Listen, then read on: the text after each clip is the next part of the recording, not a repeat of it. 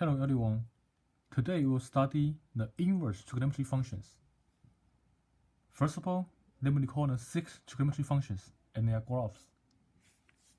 First function is f of x equal to sine of x. That's its graph. Another function is f of x equal to cosine of x. That's its graph.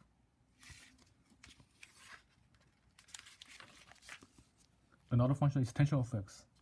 Its graph looks like this. Another function is cotangent of x. That's its graph. Another one is secant of x, and that's its graph. Another function is cosecant of x. That's its graph. Those are the 6 trigonometry functions. Next, based on these 6 trigonometry functions, I'll show you how to find their inverse functions. First of all, for sine of x, since this function is not a one-to-one function, we are unable to find inverse function based on this graph. So, in order to find the inverse function of sine, we take one piece of the function, take one piece of the graph, and use this piece to find the inverse function. So, for sine of x, we take this piece here from negative pi over 2 to pi over 2. Take this piece. If we only consider this piece, this is a one-to-one function. This piece pass horizontal line test. This is a one-to-one function. This piece is a one-to-one function. So take this piece, find its inverse. In order to find the inverse of this piece, flip this piece over the line y equal to x. Flip this piece over the line y equal to f of x. Flip this piece over the line y equal to x. It looks like this.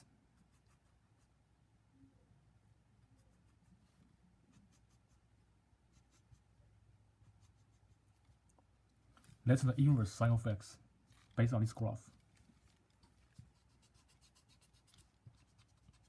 That's the inverse sine of x.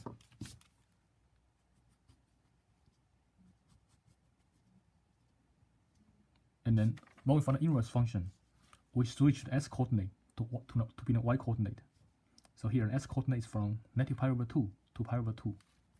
It becomes the y-coordinates. Negative pi over 2 and positive pi over 2. And the y-coordinate become s-coordinates. That's negative 1, and that's positive 1. That's the graph of inverse function. So that's the graph of inverse sine of x. That's the graph of inverse sine of x. And for this function, the domain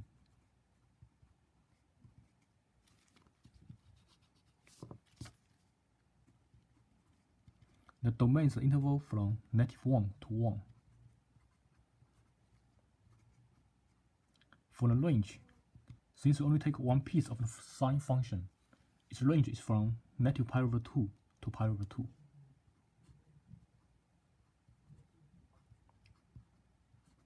That's the inverse sine of x.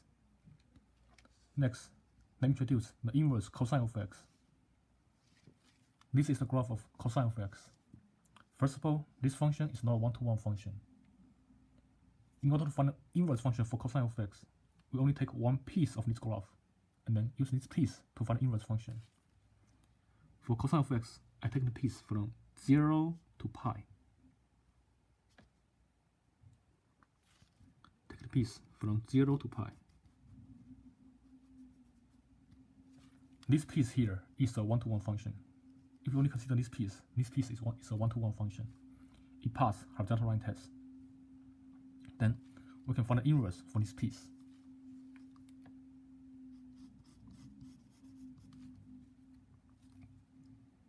When we find the inverse function, we flip this piece over the line y equal to x. So the inverse function looks like this.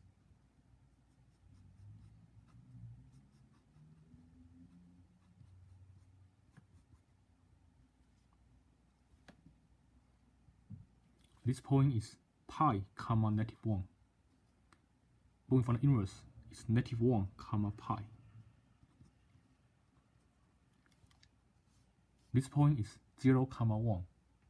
When we find the inverse, it becomes 1 comma 0. That's the inverse function of cosine.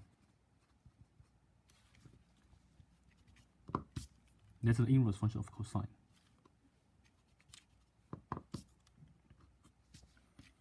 For inverse function of cosine, its domain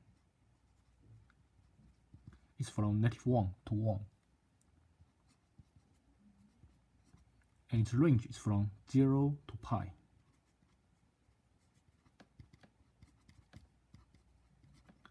The number between 0 and pi is pi over 2 here. That's inverse cosine of x. Next, let me show you how to define inverse of tension. This is a graph of tension of x, and there are infinitely many such pieces, which is not a one-to-one function. So here, I take one piece of the graph, take this piece. Take one piece of the graph from -pi over 2 to pi over 2. Then find the inverse based on this piece. This piece is a one-to-one function. Find the inverse based on this piece. If we find the inverse based on this piece, we flip the graph over the line y equal to x. It looks like this.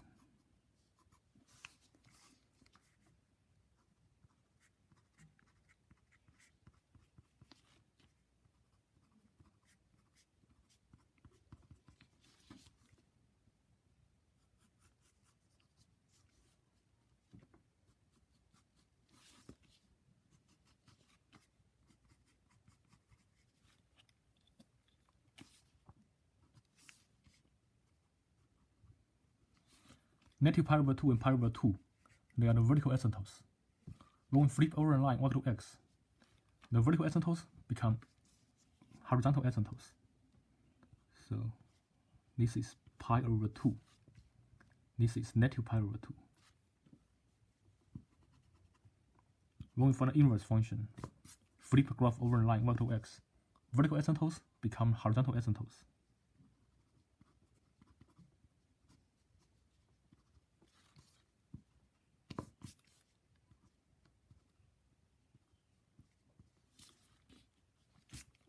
So that's the graph of the function f of x equal to inverse tension of x.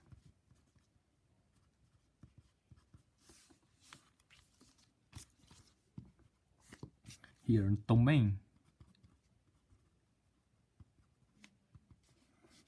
is from net infinity to infinity, all real numbers, from net infinity to infinity.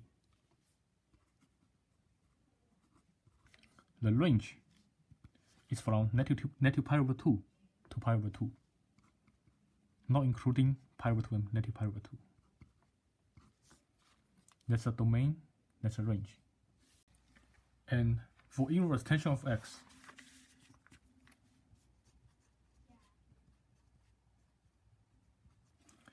we have two horizontal asymptotes at y equal to pi over 2 and y equal to negative pi over 2. There are two horizontal asymptotes at y equal to pi over 2 and y equal to negative pi over 2. Those are two horizontal asymptotes. And for the limit, as x approaches to infinity,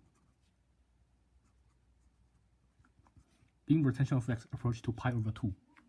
As x approaches to infinity, inverse tension of x approaches to pi over 2. On the other side, as x approaches to negative infinity, inverse tan of x approaches to negative pi over 2. Those are asymptotes of inverse tension of x, and those are two special limits of inverse tension of x. Next, let me introduce the inverse cotangent of x. That's the graph of cotangent of x. There are infinitely many such pieces. In order to find the inverse of cotangent of x, we choose one of the pieces. Here I choose the piece from 0 to pi. Choose this piece. Choose the piece from 0 to pi. Then flip this piece over the line y equal to x.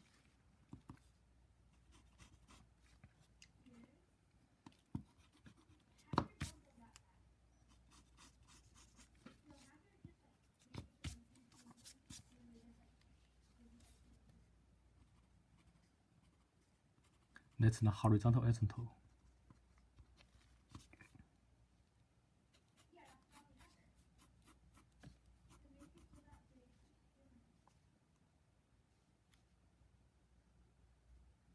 Flip this piece over the line y equal to x.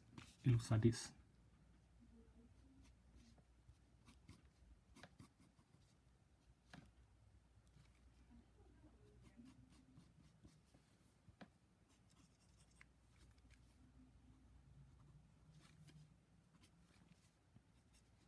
Here, the vertical asymptote is 0 and pi.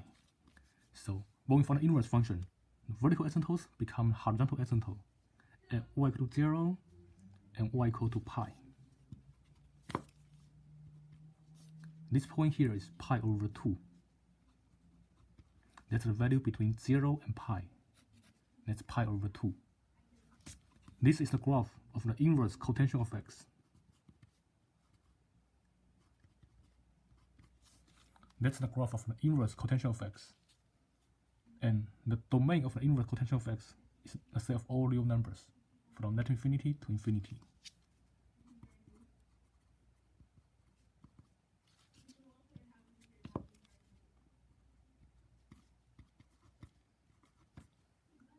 And the range of inverse cotangent of x is from 0 to pi, not including 0, not including pi, since they are asymptotes, not including 0, not including pi. So the range is from 0 to pi, not including 0, not including pi. So for cotangent of x,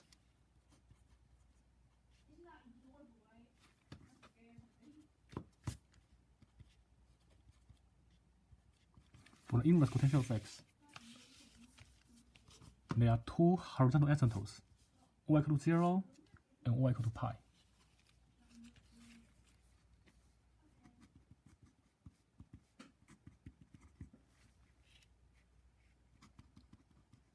There are two horizontal asymptotes, y equal to 0 and y equal to pi. For the limit here, as s approaches to infinity, inverse cotangent of x approach to 0. As s approaches to infinity, inverse cotangent of x approach to 0. And as s approaches to net infinity,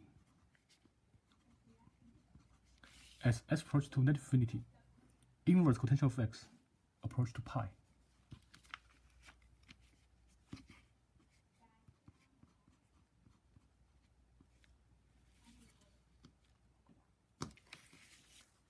That's the inverse cotangent of x. Next, let me introduce the inverse secant of x.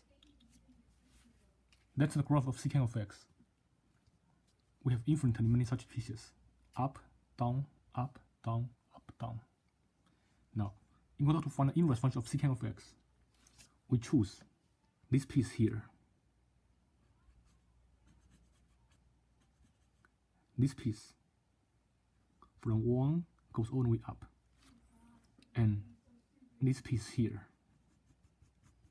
from -1 goes all the way down. Choose these two pieces. For inverse function of secant of x, choose these two pieces. And these two pieces, they pass horizontal line test. We can find the inverse function based on these two pieces. So for inverse secant of x, choose these two pieces. Flip over the line y equal to x.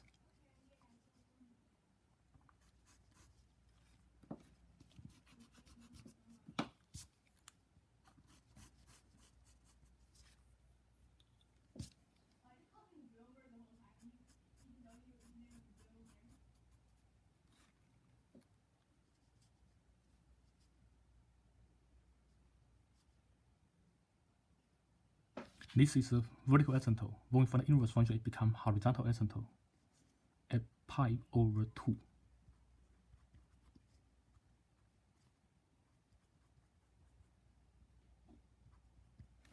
This is another vertical asymptote. When we find the inverse function, this becomes horizontal asymptote at 3 pi over 2. Pi over 2, pi, 3 pi over 2 is here.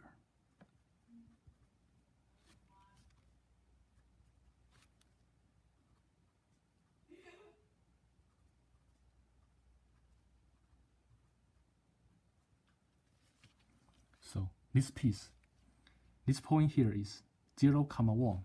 When we find the inverse function, it becomes 1, 0. When we flip over, it looks like this. That's this piece. And for this piece here, this point is pi, -1. When we find the inverse function, it becomes -1, pi. -1 is here, pi is here. And the asymptote is y equal to 3 pi over 2. This piece looks like this.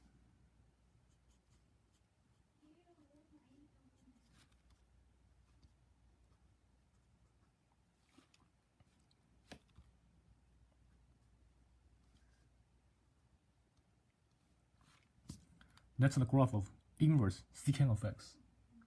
That's the graph of the inverse secant of x. And for the domain of this function,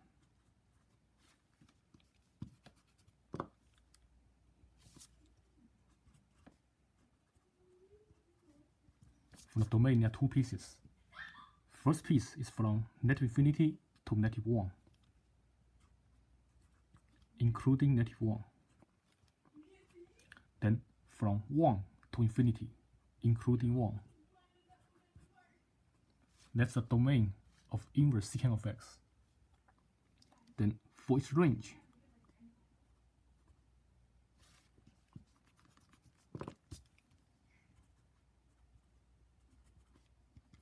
we have two pieces. First piece is from 0 to pi over 2, including 0, but not including pi over 2, since pi over 2 is a horizontal asymptote. From 0 to pi over 2. Second piece is from pi to 3 pi over 2, including pi, but not including 3 pi over 2, since 3 pi over 2 is a horizontal asymptote.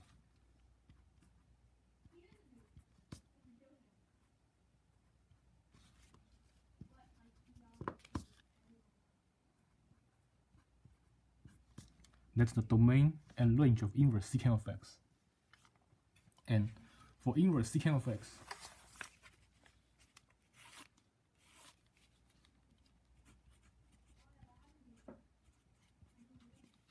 there are two horizontal asymptotes, y equal to pi over 2 and y equal to 3 pi over 2. For inverse secant of x, there are two horizontal asymptotes, y equal to pi over 2 and y equal to 3 pi over 2. There are two horizontal asymptotes, y equal to pi over 2 and y equal to 3 pi over 2. And for the limit, as s goes to infinity,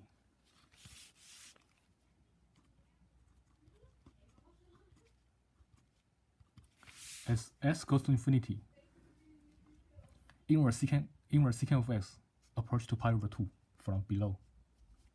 As s goes to infinity, inverse secant of x approach to pi over 2.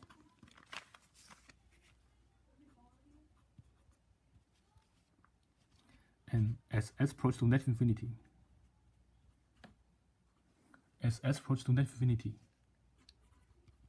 inverse secant of x approach to 3 pi over 2 from below. As s approach to negative infinity, inverse secant of x approach to 3 pi over 2.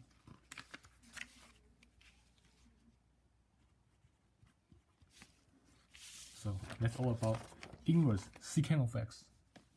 Next, let me introduce inverse cosecant of x. That's the graph of cosecant of x. It goes up and down, up and down. There are infinitely many such pieces. It goes up and down, up and down.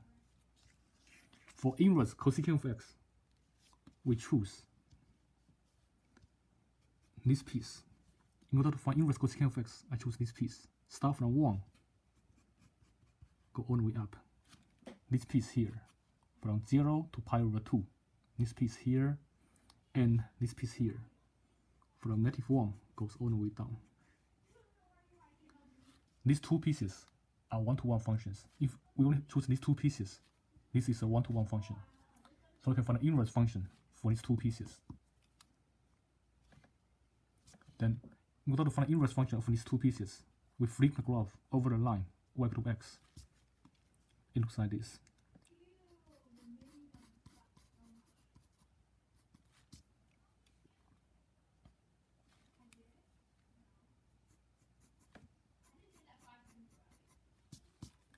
Horizontal, here we have two vertical asymptotes,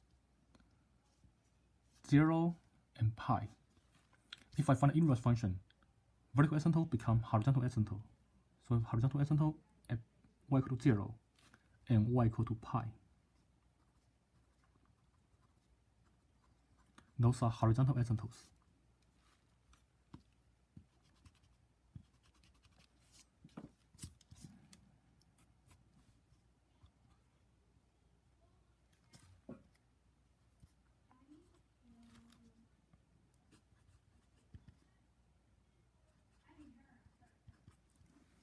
Now, this piece starts from the point pi over 2, comma 1. When we find the inverse function, pi over 2, comma 1 become 1, comma pi over 2. 1, comma pi over 2. The point between 0 and pi is pi over 2. Flip this piece over the line y equal to x. It looks like this.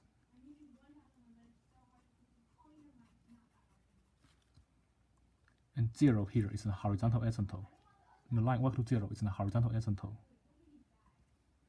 For this piece here, this point is 3 pi over 2, comma -1.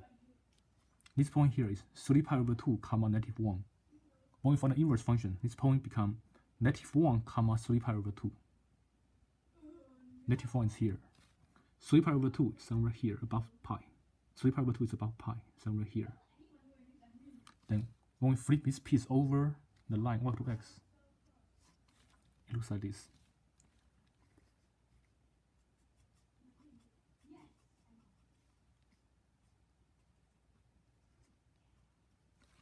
When we flip this piece over the line y equal to x, it looks like this. So that's the graph of inverse cosecant of x. That's the graph of the inverse cosecant of x.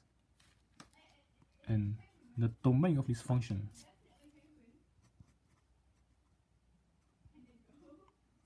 for the domain of this function, it's first of all from -infinity to -1, including -1. Then from 1 to infinity, including 1. That's the domain of the inverse cosecant of x. And then for the range of the inverse cosecant of x, it's first of all from 0 to pi over 2, not including 0. Since 0 is a horizontal asymptote, not including 0, from 0 to pi over 2. Not including 0, but including pi over 2. Then, from pi to 3 pi over 2. Not including pi, since pi is a horizontal asymptote. Not including pi. From pi to 3 pi over 2. Not including pi, but including 3 pi over 2. That's the domain and range of the inverse cosecant of x. Now, for inverse cosecant of x, there are two horizontal asymptotes.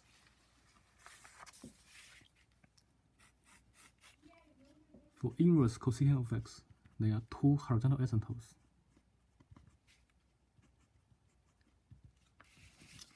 Y equal to 0 and y equal to pi. There are two horizontal asymptotes. Y equal to 0 and y equal to pi.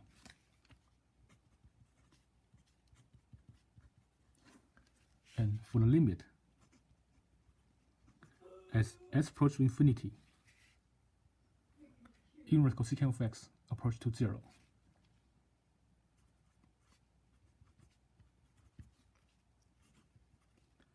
as s approaches to negative infinity, as s approaches to negative infinity, inverse cosecant of x approach to pi.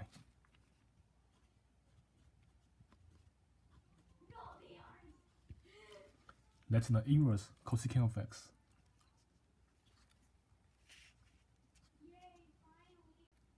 Next, let me show you some properties of the inverse trigonometry functions.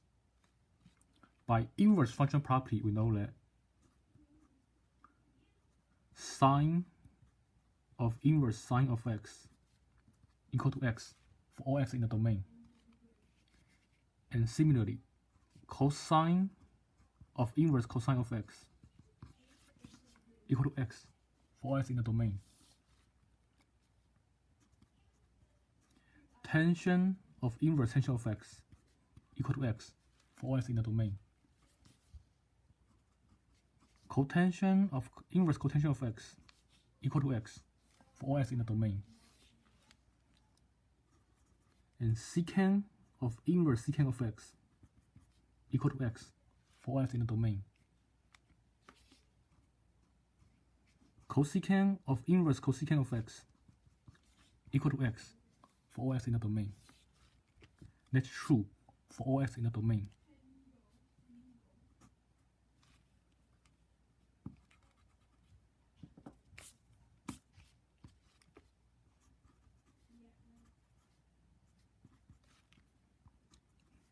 For all x in the domain of the inverse trigonometry functions.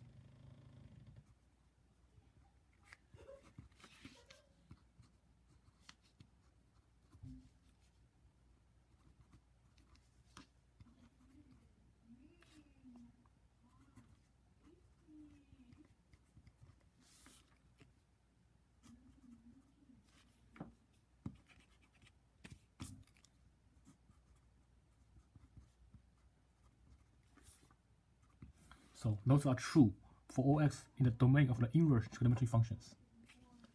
However, if we have inverse sine of sine x, that's not always true. That's not always equal to x. Because for sine of x, we only take one piece of the function to make the inverse function. So if inverse sine function is outside, this is not always true. This is only true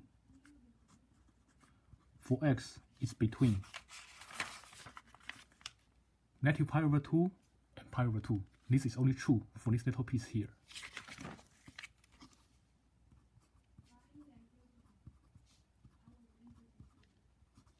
If the inverse function is outside and the sine function is inside, this is only true for x is between negative pi over 2 and pi over 2. And similarly, for inverse cosine of x, this is not always equal to x. This is true only for x is between 0 and pi. Since we only pick this piece to make inverse function. This is only true for x is between 0 and pi.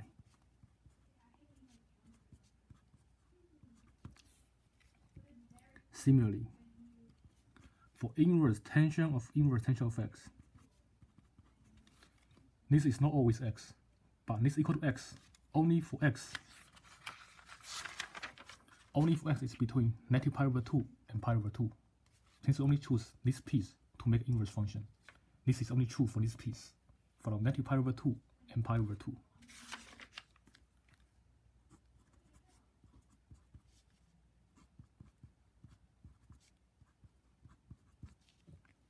And for inverse cotangent of x,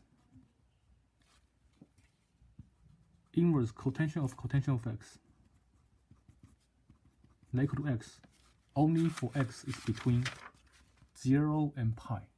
Since we only use this piece to make inverse function, this statement is only true for x is between 0 and pi.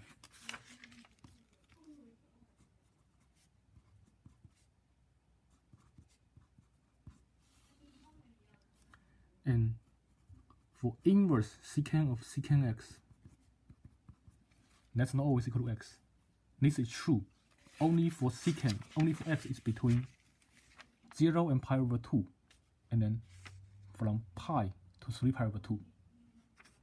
Since only use these two pieces to make an inverse function, that's only true for x is between 0 and pi over 2, not including pi over 2, and x is between pi and 3 pi over 2, not including 3 pi over 2.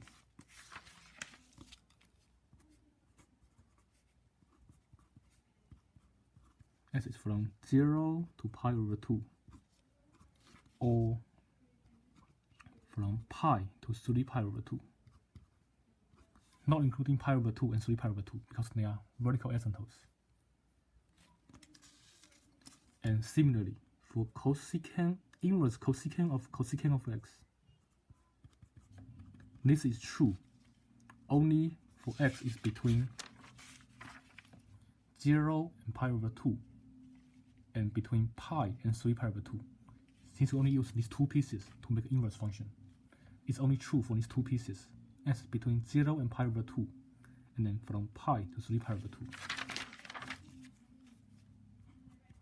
Not including 0.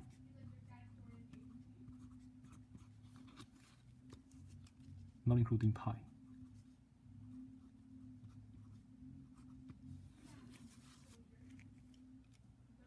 So if the trigonometry functions are the outer functions, and their inverse functions are the inner functions, then they cancel each other out for all x in the domain of the inverse trigonometry functions.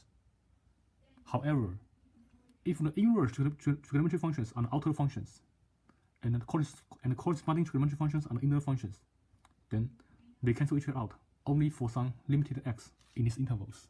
That's not true for all x in the domain. It's only true for x in these intervals. Next, let me show some properties about inverse trigonometry functions of negative x. Let's consider this. If x is a positive real number in the domain of the trigonometry functions, then how can we write inverse sine of negative x? How can we write inverse sine of negative x? Inverse sine of negative x looks like this. The graph looks like this.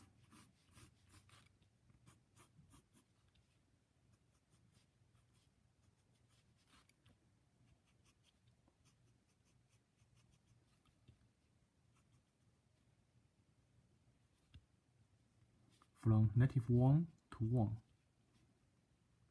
Lower bound in the y-axis is negative pi over 2. Upper bound in the y-axis is positive pi over 2. Suppose we have negative a here. How can we rewrite inverse sine of negative a? If negative a is here, then a itself will be here. The distance here must be the same. And since this graph is symmetrical over the origin, then this distance here must be the same as this distance. These two distances must be the same. You can see that this value is negative, and this value here is positive. So inverse sine of negative a is the same as negative sine of inverse a. This value here is inverse sine of a, and this value here, since they are symmetrical, since the graph is symmetrical, this distance and this distance must be the same, and this is below the x-axis, this is negative. So this value here is negative inverse sine of a. So inverse sine of negative a is negative inverse sine of a, which means I can pull out negative sine, When we have inverse sine of negative a, I can pull out negative sine, like negative inverse sine of a. So for inverse sine of negative x, I can pull out negative sine. It can be rewritten as negative inverse sine of x. So for inverse sine of negative x, I can pull out negative sine, write it as negative inverse sine of x. And the same thing works for inverse tangent. Same thing works for inverse tangent of x. For inverse tangent of x, I can also pull out negative sine, write it as negative inverse tangent of x. Because inverse tangent of x is also symmetrical on origin. Inverse tangent of x is also symmetrical on origin. So for inverse sine and inverse tangent of negative x, I can always pull out negative sign. Write it as negative inverse sine of x or negative inverse tangent of x. Now, how about inverse cosine of x, of negative x? How about inverse cosine of negative x? The graph of inverse cosine of x looks like this.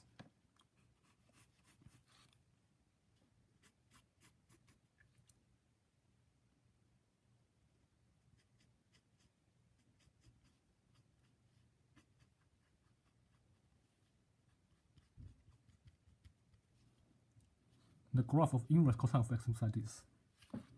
And it's symmetrical over the point pi over 2 on the y-axis. It's symmetrical over the point pi over 2 on the y-axis. If I rotate the graph over this point by 180 degrees, I get exactly the same graph. That's positive 1. That's negative 1. Lower bound is 0, upper bound is pi. Suppose we have a negative a here. How can we find f of negative a? How can we find inverse cosine of negative a? How can we find this point here on the y-axis? How can we find this value here? We know that this graph is symmetrical over the point pi over 2. If this is negative a, then this distance here will be positive a. This value here will be positive a. That's the value in the y-axis. This value here is inverse cosine of positive a. This distance here is inverse cosine of positive a. This distance here is inverse cosine of positive a. And since the graph is symmetrical over the point pi over 2, this distance and this distance are exactly the same. This distance here is also inverse cosine of a. They are exactly the same. So for this value here, I can take pi minus inverse cosine of a. For this value here, I can take pi minus inverse cosine of a.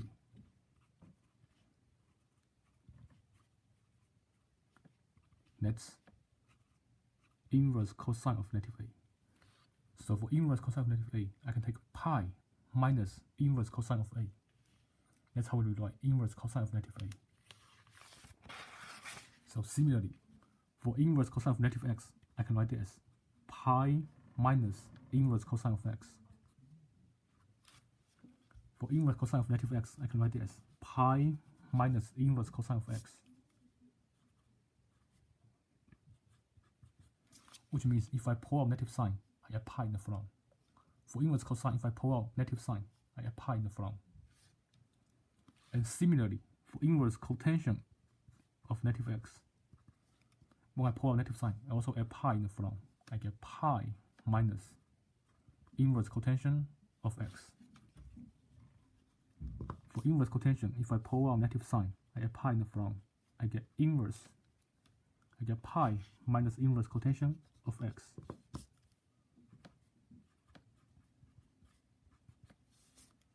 Because inverse cotangent is also symmetrical over the point pi over 2.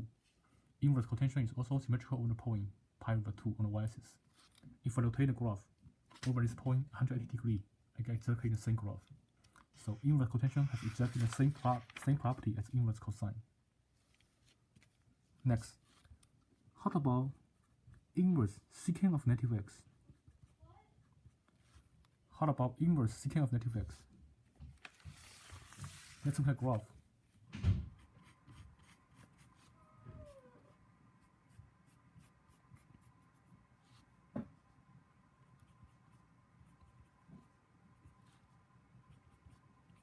That's the graph of inverse secant of x.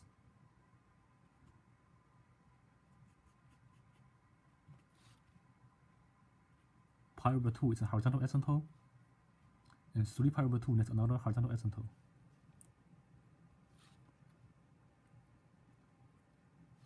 That's positive 1.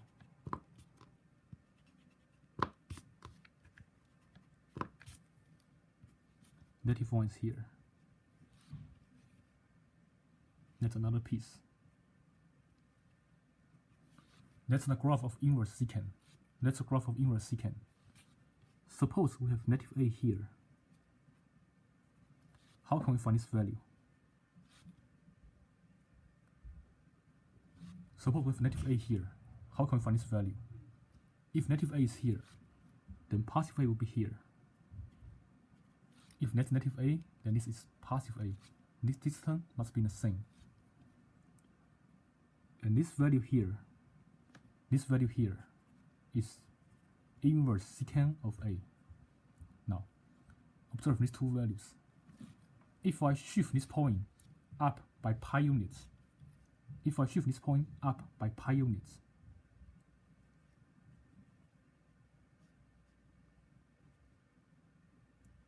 if I shift this piece up by pi units, I get this piece here.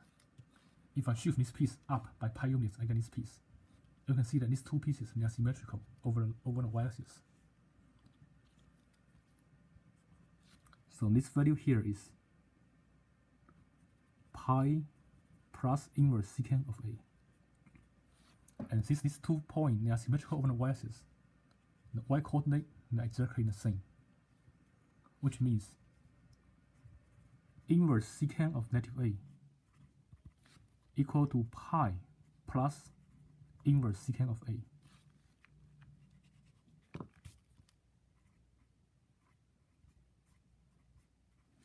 Inverse secant of negative a equal to pi plus inverse secant of a. So inverse secant of negative x is the same as pi plus inverse secant of x.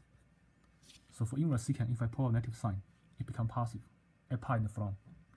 For inverse secant of negative x, if I put a negative sign, it becomes positive, add pi in the front. And same thing works for inverse cosecant of negative x. For inverse cosecant of negative x, it has the same property. When I put a negative sign, it becomes positive. I get pi plus inverse cosecant of x. So those are some properties of the inverse trigonometry functions. Next, based on these properties, let's do some examples. Evaluate each of the following expressions. First expression, how to evaluate inverse sine of a half? In order to evaluate inverse sine of a half, we need to know some special trigonometry values. This table has some special trigonometry values. From this table, we know that sine of pi over 6 is a half. From this table, we know that sine of pi over 6 is a half, which means inverse sine of a half is pi over 6. Since sine assign pi over 6 to a half, the inverse function does an opposite. Inverse function assign half back to pi over 6. So based on the table, we know that inverse sine of a half is pi over 6. Next, how do we evaluate inverse cosine of a half? In the table, we know that cosine of pi over 3 is a half. Cosine of pi over 3 is half. That means cosine assign pi over 3 to a half. So the inverse function assign half back to pi over 3. Inverse cosine assign half back to pi over 3. So inverse cosine of a half is pi over 3. Next example. How do we evaluate inverse tangent of 1? How do we evaluate inverse tangent of 1? On the table, we know that tangent of pi over 4 is 1. Tangent assign pi over 4 to 1. So inverse tangent assign 1 back to pi over 4. Inverse tangent assign 1 back to pi over 4. Next, how about cotangent, inverse cotangent of 1? How about inverse cotangent of 1? We know that cotangent of pi over 4 is 1. That means cotangent assign pi over 4 to 1. So its inverse function assign 1 back to pi over 4. Inverse cotangent assign 1 back to pi over 4.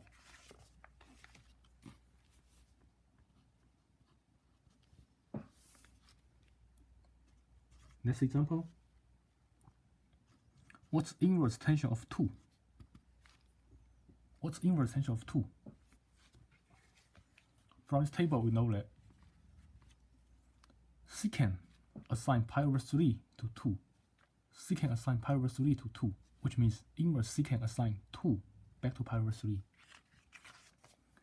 Since secant assign pi over 3 to 2, inverse secant assign 2 back to pi over 3. So inverse secant of 2 is pi over 3. Next, what's the inverse cosecant of 2? What's the inverse cosecant of 2?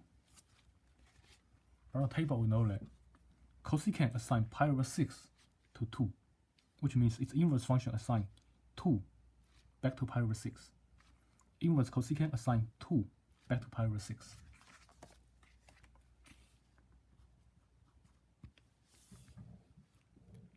Next, how do we evaluate inverse sine of -1 over radical 2? How to evaluate inverse sine of -1 over radical 2? So when we have inverse function of a negative value, by this property here, inverse sine of negative x is negative inverse sine of x. If x is a positive real number, inverse sine of negative x is negative inverse sine of x. So by this property, for inverse sine, I can pull out negative sign. That is negative inverse sine of 1 over radical 2. For inverse sine, I can pull out negative sign, make negative inverse sine of 1 over radical 2. Then keep negative sign in the front. Try to evaluate inverse sine of 1 over radical 2. We know that sine assign pi over 4 to 1 over radical 2. Sine of pi over 4 is 1 over radical 2, which means the inverse function assign 1 over radical 2 back to pi over 4. So I get negative pi over 4. Next example. What's inverse cosine of -1 over radical 2? What's inverse cosine of -1 over radical 2? For inverse trigonometry function, if the inside is negative, apply this property here.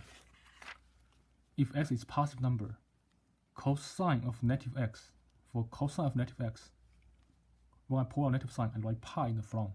I get pi minus inverse cosine of x. Pi minus inverse cosine of x. So here I get pi minus inverse cosine of 1 over radical 2.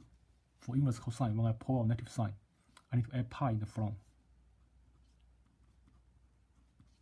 Here, try to evaluate inverse cosine of 1 over radical 2. We know that cosine of pi over 4 is 1 over radical 2. That means cosine assign pi over 4 to 1 over radical 2. Inverse cosine does the opposite.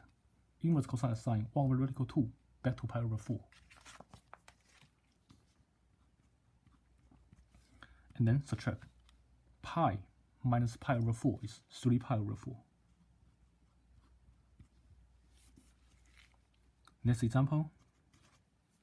How to evaluate inverse tangent of negative radical 3? How to evaluate inverse tangent of negative radical 3? For inverse tangent, if what's inside is negative, by this property here, inverse tangent of negative x is the same as negative tangent of x. If x is positive, when I pull out negative sign, I get negative inverse tangent of x. So when I pull out negative sign, I get inverse tangent of radical 3. Next, try to evaluate, keep negative sign in front. Try to evaluate inverse tangent of radical 3. We know that tangent of pi over 3 is radical 3. Tangent of pi over 3 is radical 3. That means tangent assign pi over 3 to radical 3. And then for its inverse function, inverse tangent assign radical 3 back to pi over 3.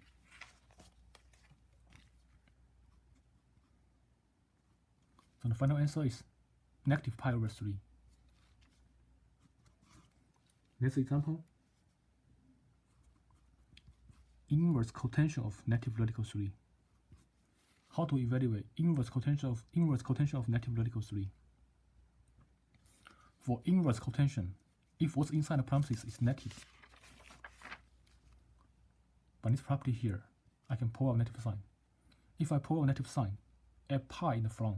So inverse cotangent of negative x is pi minus inverse cotangent of x. So if I pull out negative sign for cotangent, if I pull out negative sign, add pi in the front, I get pi minus inverse cotangent of radical 3. Then for inverse cotangent of radical 3, look at the table. We know that cotangent of pi over 6 is radical 3, which means its inverse function, inverse cotangent assign radical 3 back to pi over 6.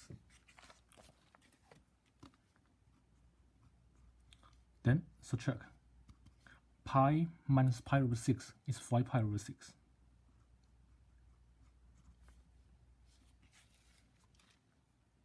Next example. How do we evaluate inverse cosecant of negative 2 over radical 3? How do we evaluate inverse cosecant of negative 2 over radical 3? So for inverse cosecant, if what's inside is negative, by this property here, for inverse cosine of negative x, if x is positive, I can always pull out negative sign. When I pull out negative sign, I get pi plus inverse secant of x. So when I pull out negative sign, it becomes plus. For inverse cosecant, for inverse secant, if I pull out negative sign, it becomes plus. I get pi plus inverse secant of x. So inverse secant of negative 2 over radical 3 can be rewritten as pi plus inverse secant of 2 over radical 3. Inverse secant of negative 2 over radical 3 can be rewritten as pi plus inverse secant of 2 over radical 3. Then leave pi in the way it is. Evaluate inverse secant of 2 over radical 3. We know that secant function assign pi over 6. Secant function assign pi over 6 to 2 over radical 3, which means its inverse function assign 2 over radical 3 back to pi over 6. Then here, pi plus pi over 6 is 7 pi over 6. That's the final answer, 7 pi over 6. Pi plus pi over 6 is 7 pi over 6. Next, how to evaluate inverse cosecant of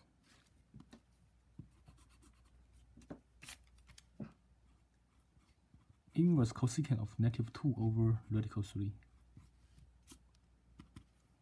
For inverse cosecant of a negative number, by this property here, for inverse cosecant of negative number, we can write it as pi plus inverse cosecant of x.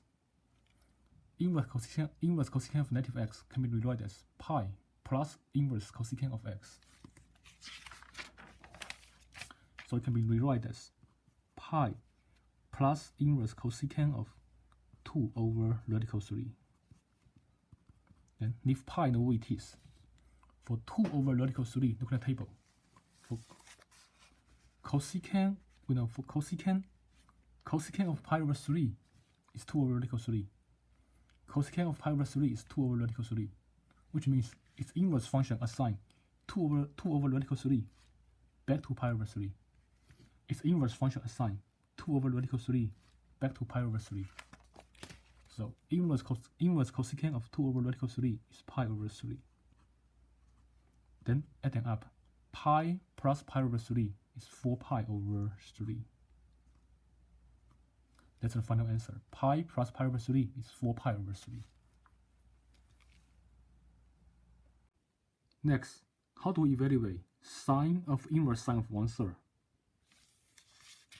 By the inverse function property, we know that sine of inverse sine of x is always equal to x, because sine cancels its inverse function. If we have sine function outside, its inverse function inside, sine function cancels its inverse function, we get x by itself. Whenever we have trigonometry functions outside and the inverse function and its inverse function inside, they always cancel each other out. So sine of inverse sine of 1/3, by inverse function property, they equal to 1/3. Next, how about inverse sine of 7 pi over 6? How about inverse sine of 7 pi over 6? Now, if we have an inverse function outside, for inverse sine of sine x equal to x, that's only true when x is between negative pi over 2 and pi over 2. What we have here is 7 pi over 6. 7 pi over 6 is more than pi over 2. So that's not in this interval. In this case, inverse sine and sine, they don't get cancelled. We must evaluate from inner to outer. Here, inverse sine and sine, they don't get cancelled. We must evaluate from inner to outer.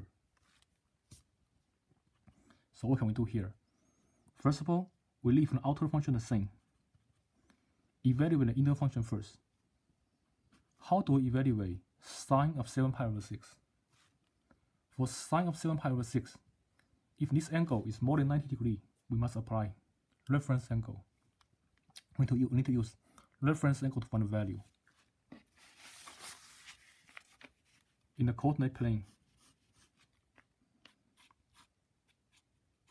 0 is here, 90 degrees is here, 180 degrees is here, 270 is 3 pi over 2, 2 pi go back to 0.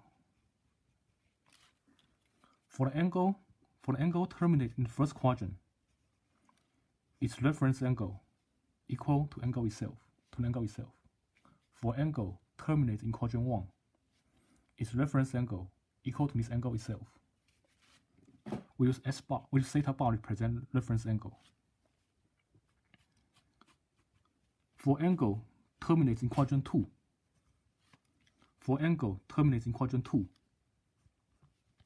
its reference angle, this is reference angle.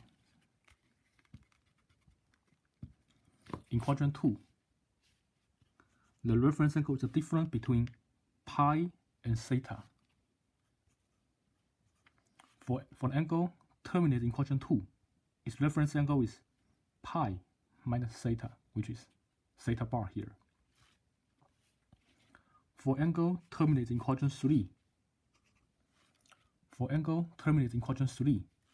the reference angle is the angle between the terminal side and the x-axis. That's the reference angle. For the angle terminating in quadrant 3, the reference angle is theta minus pi. For angle terminating in quadrant 4, the reference angle is always the angle between the terminal side and the x-axis. This is reference angle. For the angle in quadrant 4, the reference angle is different between theta and 2 pi. So theta bar is 2 pi minus theta. That's the reference angle in quadrant 4. In quadrant 1, the reference angle equal to the angle itself. For angle terminates in quadrant 1, its reference angle equal to the angle itself. For the reference angle terminates in quadrant 2, its reference angle is pi minus the angle itself.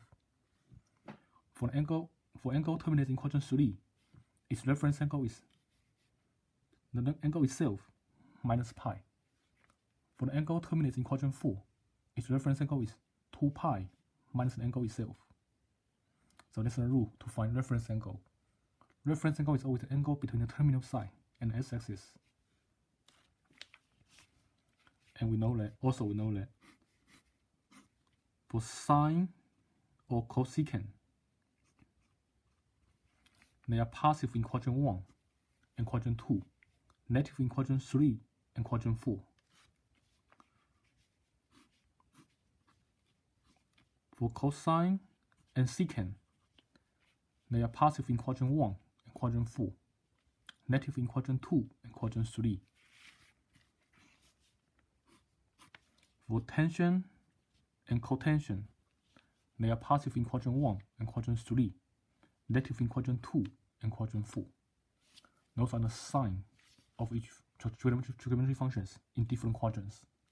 Now, what we have here is sine of 7 pi over 6. What we have here is sine of 7 pi over 6. 7 pi over 6 is more than pi over 2. It's more than pi. It's less than 3 pi over 2. So 7 pi over 6 lies in quadrant 3. 7 pi over 6 is more than pi, but it's less than 3 pi over 2. Or you can convert to degree. Pi is 180 degree. Pi radian is 180 degree. We have 7 times 180 divided by 6. 180 divided by 6 is 30. 7 times 30 is 210. 210 is between 180 and 270. So 7 pi over 6 located in quadrant 3. So its reference angle, for its reference angle in quadrant 3, for angle terminating in quadrant 3, its reference angle is the angle itself minus pi. So for angle terminating in quadrant 3, the reference angle is the angle itself minus pi, which is pi over 6. And sine function in quadrant 3 is negative. Sine function in quadrant 3 is negative. So sine of 7 pi over 6 equal to negative sine of pi over 6. Sine of 7 pi over 6 equal to negative sine of pi over 6, because sine function in quadrant 3 is negative. And for 7 pi over 6, its reference angle is pi over 6. So sine of 7 pi over 6 is negative sine of pi over 6.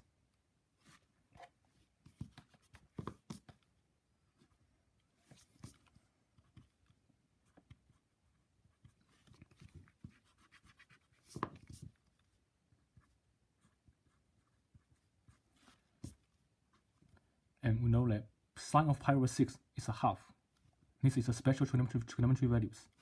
Sine of pi over 6 is a half. Then for inverse sine of negative half, for inverse sine of negative half, for inverse sine of negative number, we can pull out negative sign, write it as negative inverse sine of x.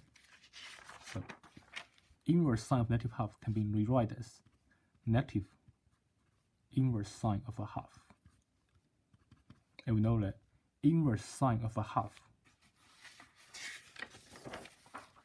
since sine function assign pi over 6 to a half, inverse sine assign half back to pi over 6. So the final answer is negative pi over 6. So we can see that when we have inverse function outside and the trigonometry function inside, they don't get cancelled. We don't get 7 pi over 6. We get negative pi over 6.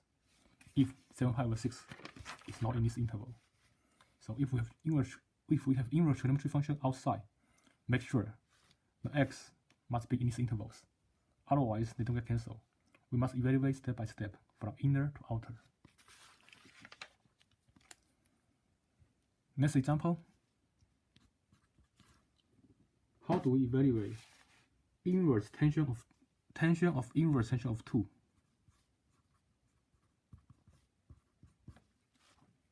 How do we evaluate tension of inverse tension of 2? By the inverse function property, tension of inverse tension of x is always equal to x. When we have the trigonometry functions outside and its inverse function inside, they get cancelled. We get 2 by itself by the inverse function property. That's the final answer to this problem.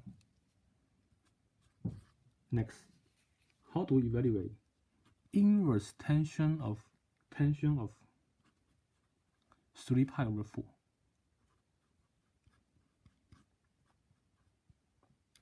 How do we evaluate inverse tension of 3 pi over 4?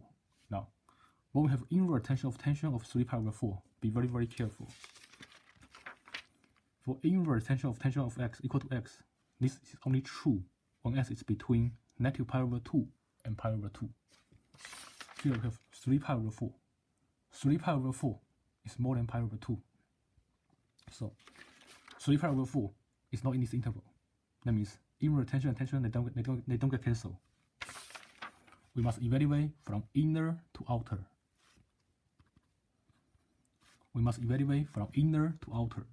So let's first of all leave inverse of tension the way it is. Leave the outer function the way it is. Evaluate the inner function first. For tension of 3 pi over 4, 3 pi over 4 is more than 90 degrees. So we must find the reference angle.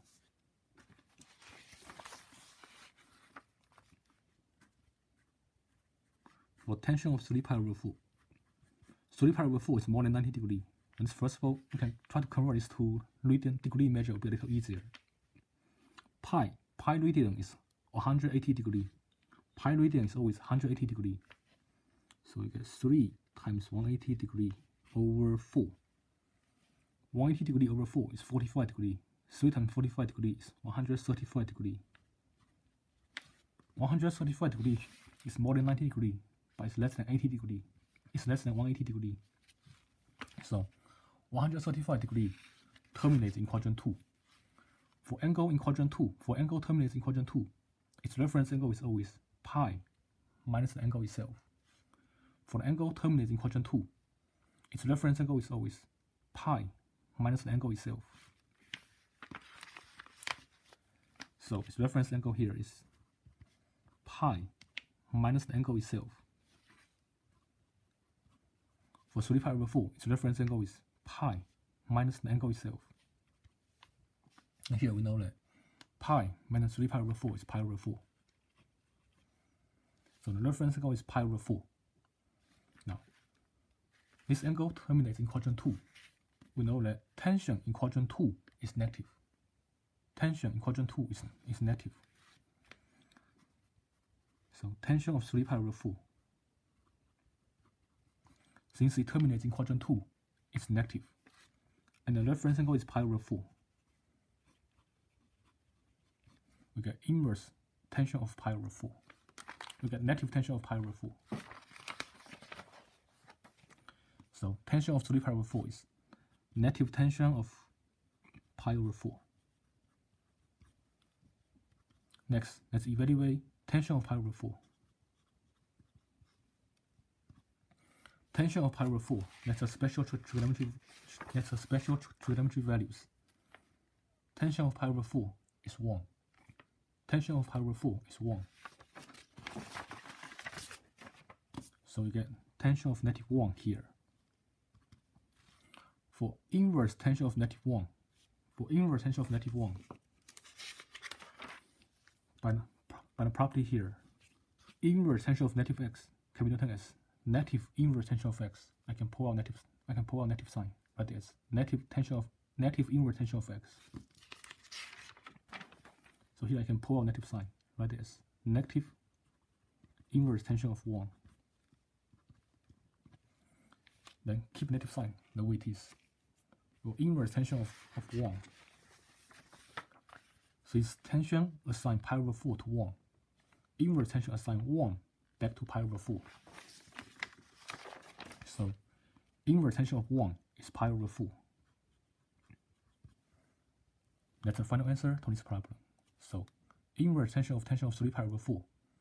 If 3 pi over 4 is not in this interval, we won't get 3 pi over 4. Here we get negative pi over 4. Next example.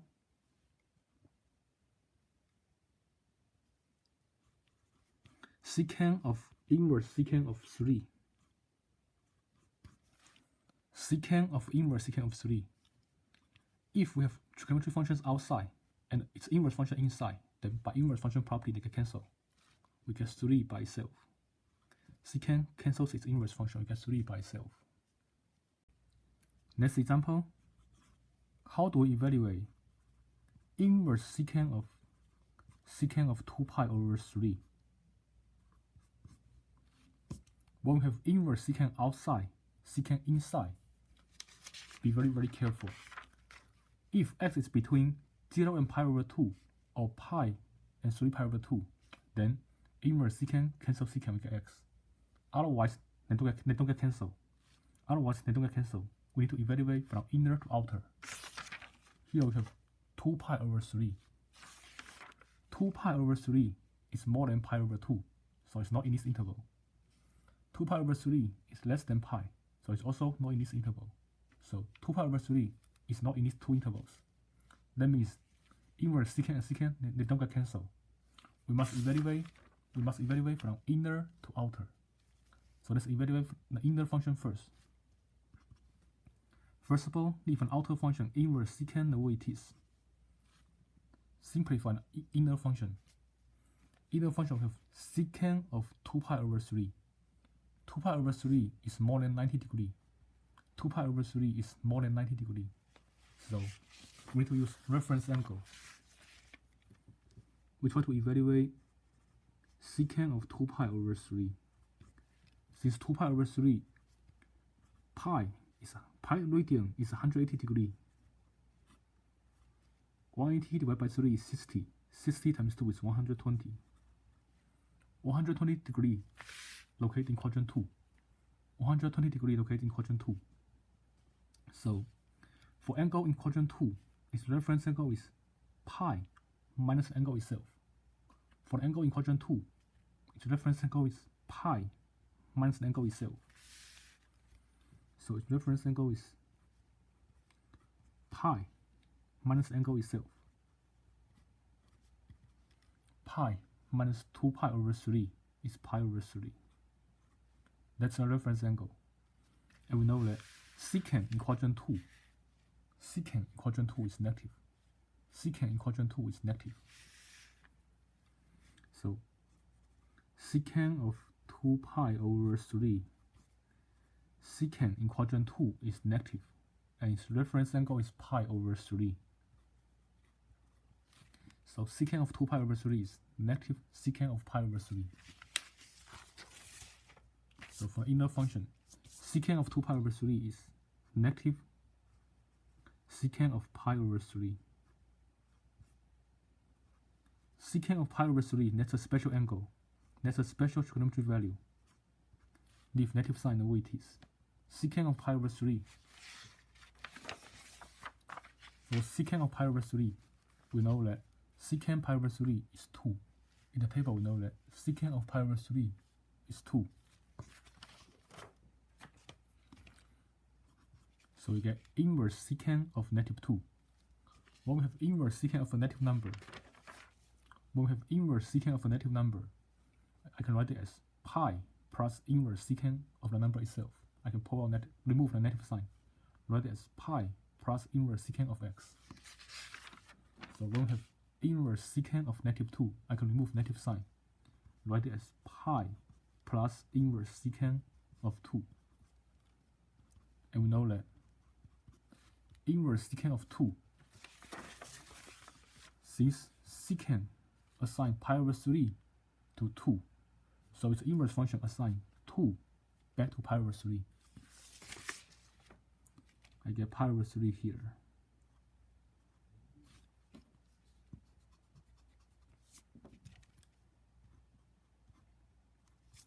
Then adding up, pi plus pi over 3 is 4 pi over 3. So inverse secant of 2 pi over 3, they don't get cancelled. Here we get 4 pi over 3, which is not the same as 2 pi over 3. Be very, very careful. If this value is not in the interval, they don't get cancelled. We must evaluate from inner to outer. But if the trigonometry function is outside, the inverse function is inside, they get cancelled directly. However, in this case, when we have inverse function outside, the regular function inside, if x is not in this interval, they don't get cancelled. Be very, very careful. Next,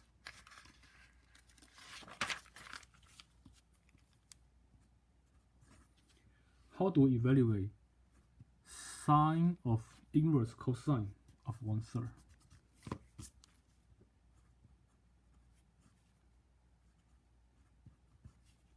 How do we evaluate sine of inverse cosine of 1/3?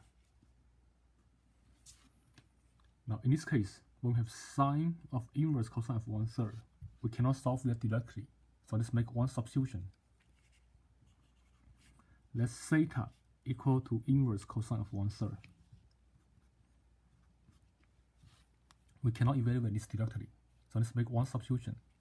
Let theta equal to inverse cosine of 1/3. Let theta be the inner function. Then sine of inverse cosine of 1/3 can be rewritten as sine theta. Next, based on this relationship here, theta is inverse cosine of 1/3, which means cosine theta equal to 1/3. If theta is inverse cosine of 1/3, that means cosine of theta is 1/3.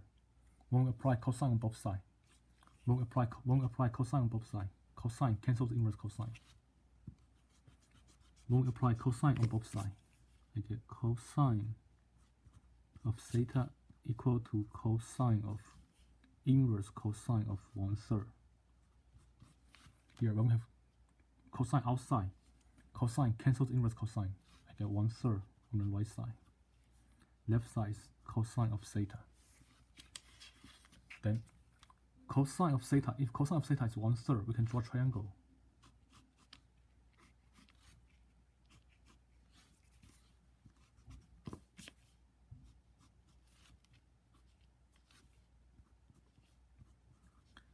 Cosine is always adjacent over hypotenuse. Cosine is always adjacent over hypotenuse. Cosine is always adjacent over hypotenuse. Then use Pythagorean Theorem, we can find the missing side here. For Pythagorean Theorem, we use 3 squared minus 1, which is a, and then take square root. I get square root of a. Use Pythagorean Theorem, find the missing side.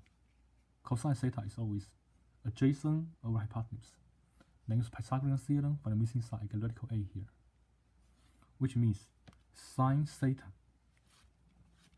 Based on this triangle, we know that sine theta is sine opposite over hypotenuse. I get radical a over 3.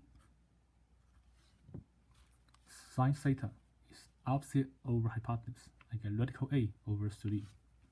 And radical a can be rewritten as 2 radical 2.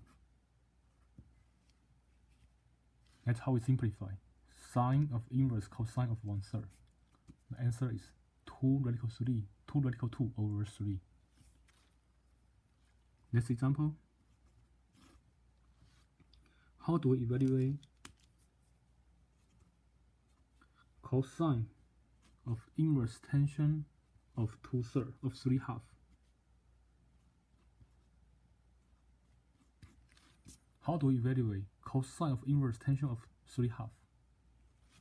Here we cannot, since the functions they are not the same, we can evaluate it directly. So let's make one substitution. We cannot solve it directly. Let's make one substitution. Let theta equal to inverse tangent of 3 over 2. Let theta be the inner function. Then this expression can be rewritten as cosine of theta. Let theta be the inner function. Let theta be the inner expression. Then theta is inverse tangent of 3/2. That means tangent of theta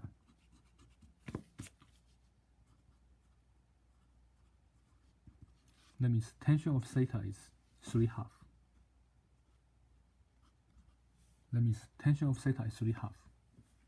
Then draw a triangle. Based on this relationship, draw a triangle.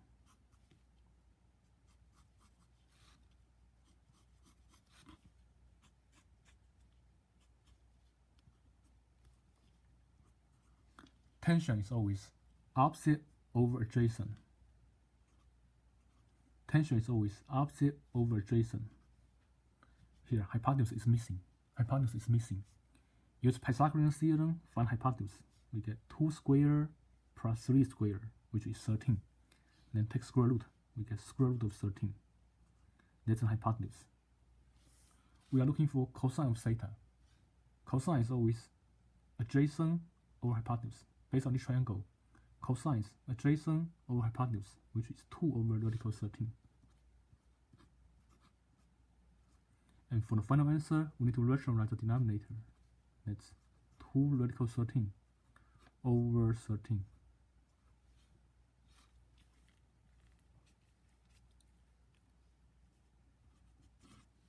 Next example.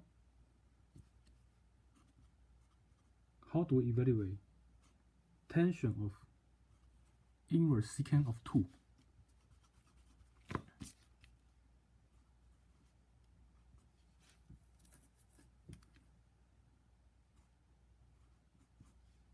How do we evaluate tangent of inverse secant of 2?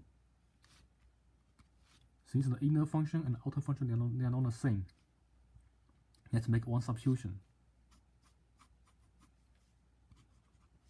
Let theta equal to the inner function. Let theta equal to inverse secant of 2.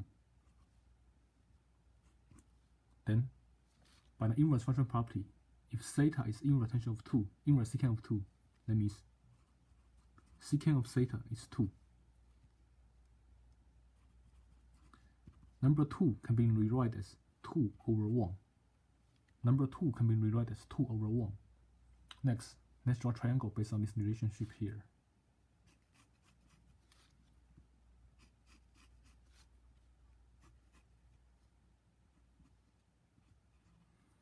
Secant is always hypotenuse over adjacent.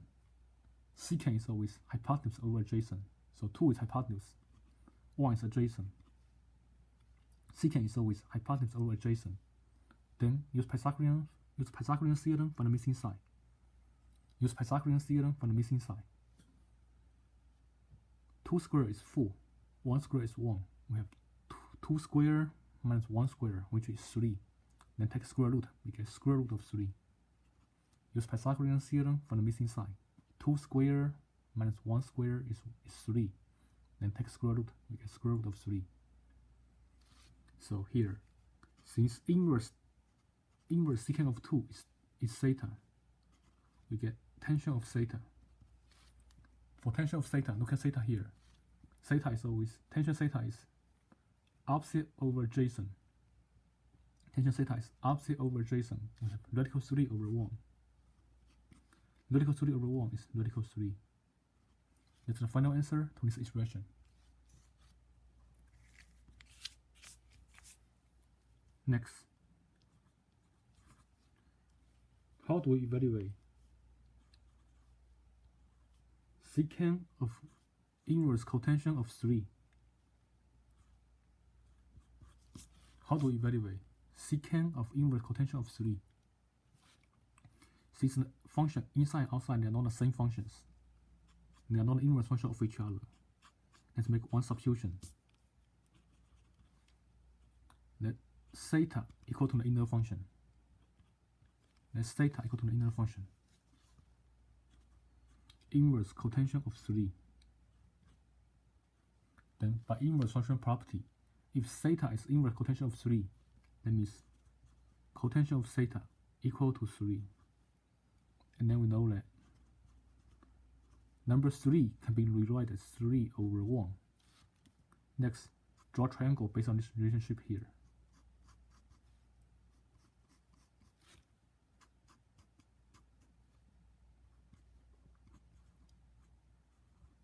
Cotangent is always adjacent over opposite. Cotangent is always adjacent over opposite. So here, 3 represent adjacent, 1 represent opposite. One side is missing here, so use Pythagorean theorem. Take 3 squared plus 1 squared, that's 10. Hypotenuse is missing here. Use 3 squared plus 1 squared, which is 10. Here I get square root of 10. Then, since inverse cotangent of 3 is theta, I have secant theta. Theta is here. For secant theta, secant is hypotenuse over adjacent. Secant is hypotenuse over adjacent. We get radical 10 over 3. That's the final answer in the simplest form.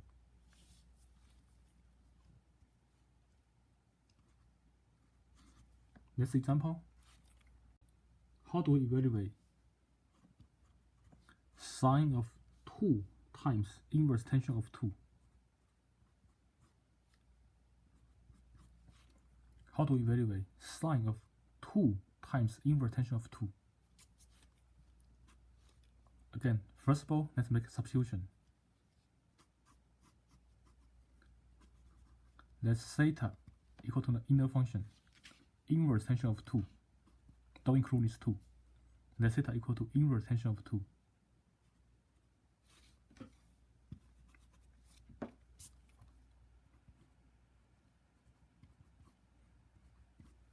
Don't include this 2. Then this function can be written as sine of 2 theta. This function here can be written as sine of 2 theta. Then on the right side here, by inverse function property, theta equal to inverse tangent of 2. That means tangent theta is 2. Next, 2 can be rewritten as 2 over 1. That means tangent theta is 2 over 1. Then, based on this relationship here, we can draw a triangle. Based on this relationship here, we can draw a triangle. Draw a right triangle. Put theta here. Tangent is opposite over adjacent. Tangent is always opposite over adjacent. So here, opposite is 2. Adjacent is 1. Use Pythagorean Theorem. Here, hypotenuse is missing. Use Pythagorean Theorem. Hypotenuse is missing. So hypotenuse is 2 square plus 1 square, which is 5. And then take square root. I get square root of 5. That's the hypotenuse. Now, how do we evaluate sine of 2 theta? How do we evaluate sine of 2 theta? For sine of 2 theta, we need to apply the double angle formula.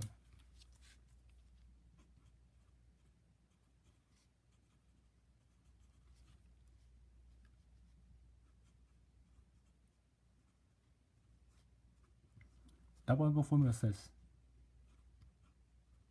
sine of 2 theta is always 2 sine theta times cosine theta. Double angle formula says sine of 2 theta is always 2 sine theta times cosine theta.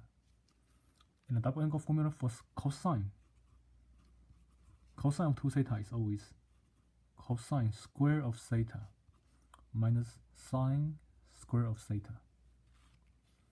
Or it can also be written as 2 cosine square of theta minus 1, or 1 minus 2 sine square of theta. So for cosine 2 theta, there are 3 different versions. You can use any version. We can use any version here. For sine, there's only one formula. Sine 2 theta is 2 sine theta times cosine theta. So by double angle formula, sine 2 theta is 2 sine theta times cosine theta. Here, number 2 stays the same.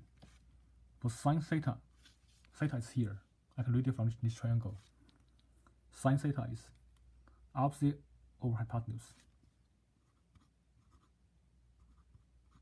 Sine theta is opposite over hypotenuse. Cosine theta is adjacent over hypotenuse. Cosine theta is adjacent over hypotenuse. Then multiply. On the numerator, 2 times 2 times 2 times 2 times 1 is 4. On the denominator, radical 5 times radical 5 is 5. So the final answer is 4 over 5. Next example. How do we evaluate cosine of 2 times inverse cosecant of 3 over 2?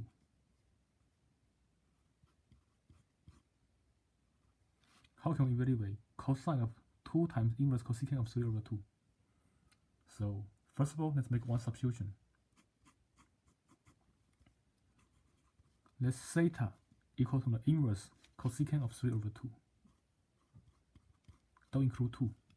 Let theta equal to the inverse cosecant of 3 over 2.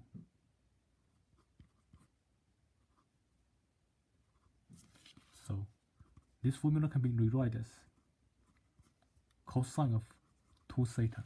Since inverse cosine of 3 over 2 is theta, this expression can be written as cosine of 2 theta. Now, since theta is inverse cosecant of 3 over 2, by the inverse function property, we know that cosecant of theta is 3 over 2. Cosecant of theta is 3 over 2. Next, draw a triangle based on this relationship here. Draw a triangle based on this relationship here.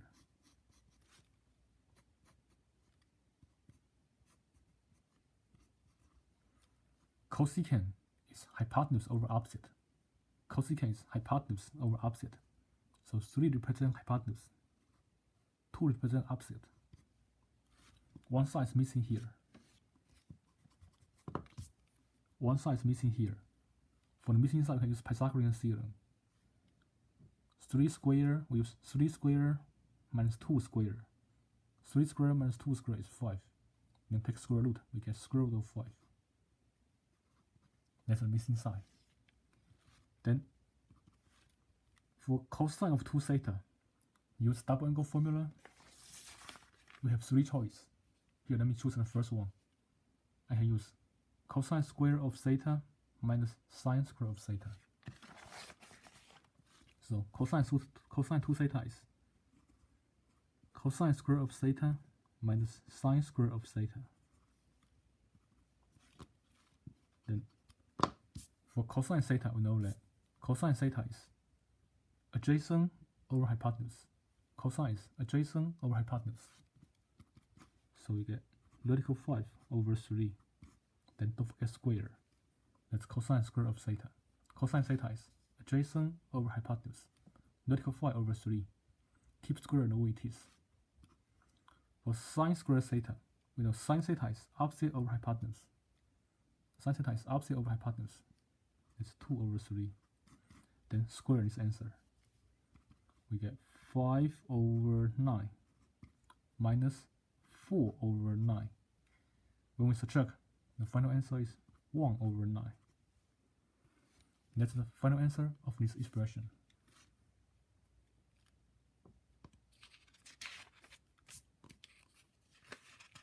Next example.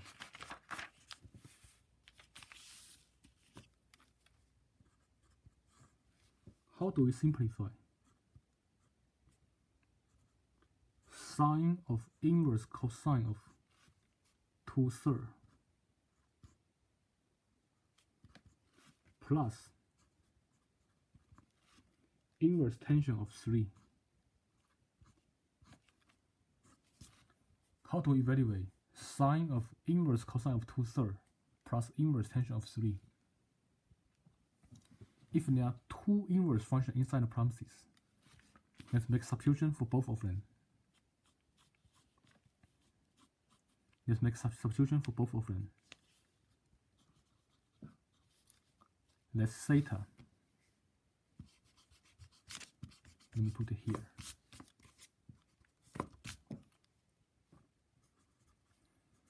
Let theta equal to inverse cosine of 2/3. Use a different letter. Let phi equal to inverse tangent of 3. Use a different letter. Let theta equal to inverse cosine of 2/3. Let phi equal to inverse tangent of 3. Then, by inverse function property, theta equal to inverse cosine of 2/3 means cosine of theta equal to 2/3. Then draw a triangle based on this relationship here.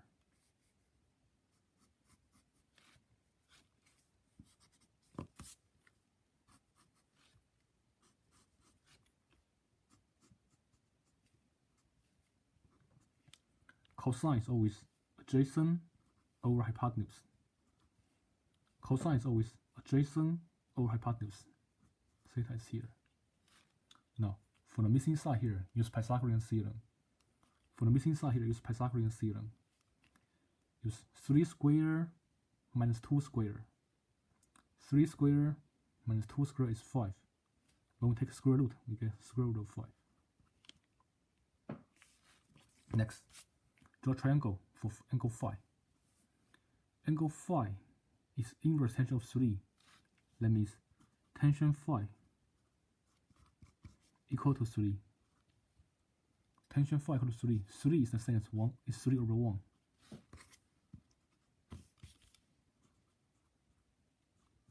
So tangent phi is 3 over 1.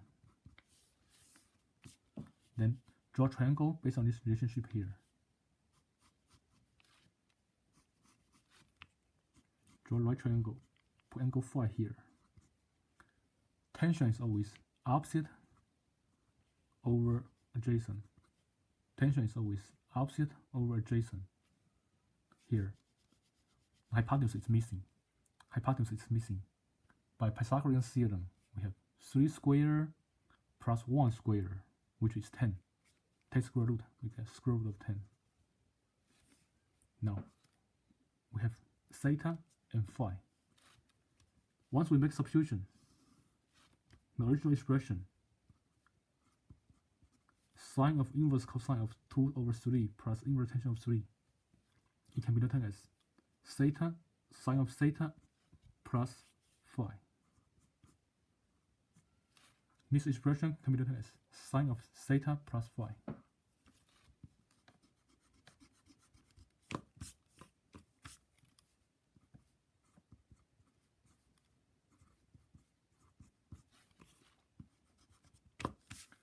How do we simplify sine of theta plus phi?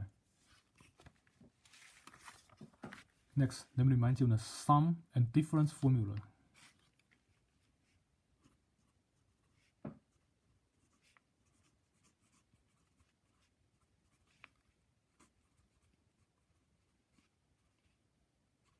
For the sum and difference formula,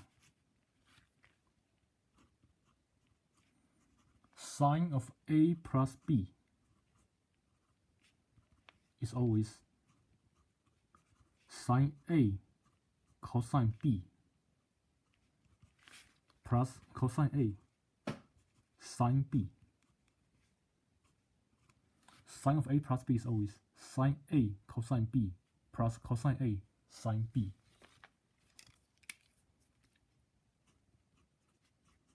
Sine of A minus B is always sine A cosine B minus cosine A sine B. So everything looks the same. If the inside the parentheses we have addition here. If the inside the parentheses we have subtraction in the middle. It's the sum and difference of sine. And for sum and difference of cosine, cosine of A plus B is equal to cosine A cosine B minus sine A sine B.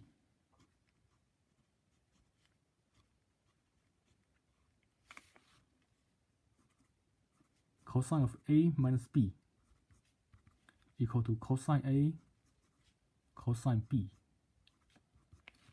plus sine A sine B.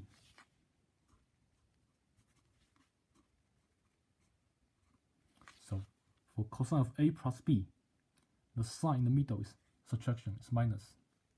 For cosine of A minus B, the sign in the middle is addition. That's the sum and difference formulas for sine and cosine. So here, for cosine of theta plus phi, this can be rewritten as sine theta cosine phi plus cosine theta sine phi. That's this formula. Sine of A plus B is sine A cosine B plus cosine A sine B. A represents theta, B represents phi. We have sine theta cosine phi plus cosine theta sine phi. Then plug in. For sine theta, theta is here, angle theta is here. For sine theta, sine is opposite over hypotenuse. I get radical 5 over 3, that's sine theta. For cosine phi, angle phi is here. For cosine phi, angle phi is here. Cosine is adjacent over hypotenuse. I get 1 over radical 10. Now, for cosine phi, for cosine theta sine phi, cosine theta is here.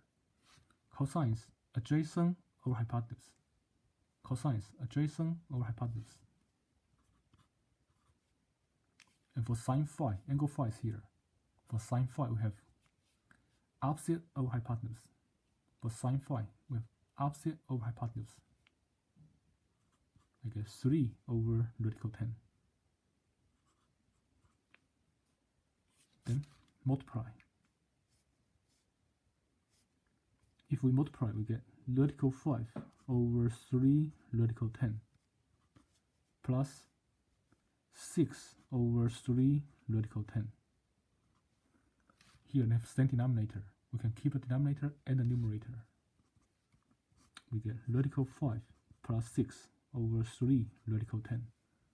And then in general, for the final answer, we need to rationalize the denominator. If the denominator contains radical, we multiply top and the bottom by radical 10. We need to rationalize the denominator. So multiply top and the bottom by radical 10. Distribute radical 10, I get radical 50 plus 6 radical 10. On the bottom, if I multiply radical 10 times radical 10 is 10. 3 times 10 is 30. In the numerator, radical 50 can be reduced as 5 radical 2.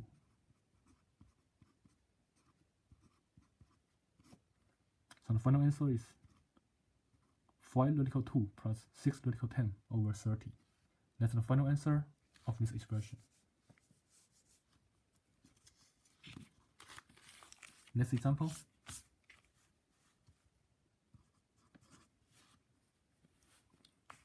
Simplify. Cosine of inverse cotangent of 4 plus inverse sine of 3 over 4. Simplify. Cosine of inverse cotangent of 4 plus inverse sine of 3 over 4. Here we have two inverse functions inside the parentheses. So let's make substitution first. First of all, let's theta equal to inverse cotangent of 4.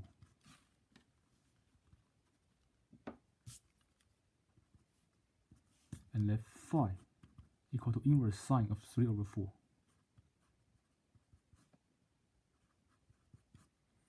Then, by inverse function property, theta equal to inverse cotangent of 4. That means cotangent of theta equal to 4. And we know that 4 can be rewritten as 4 over 1. Next, draw a triangle based on this relationship here.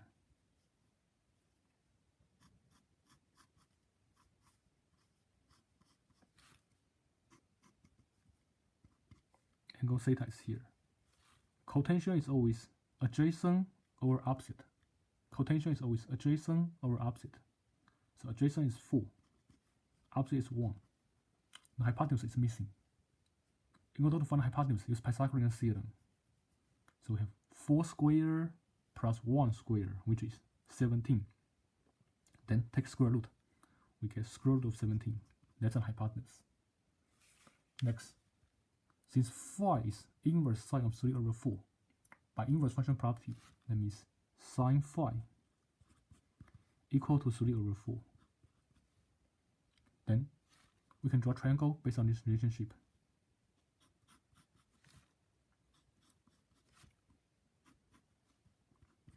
Angle phi is here.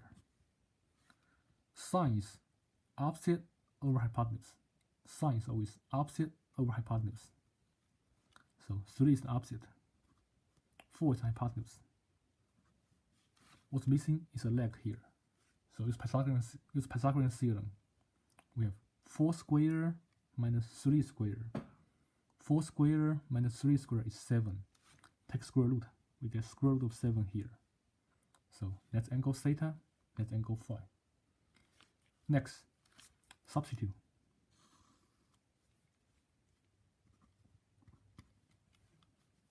We have cosine of theta plus phi. Inverse cotangent of 4 is theta. Inverse sine of 3 over 4 is phi. Then use the sum and difference formula. Cosine of theta plus phi.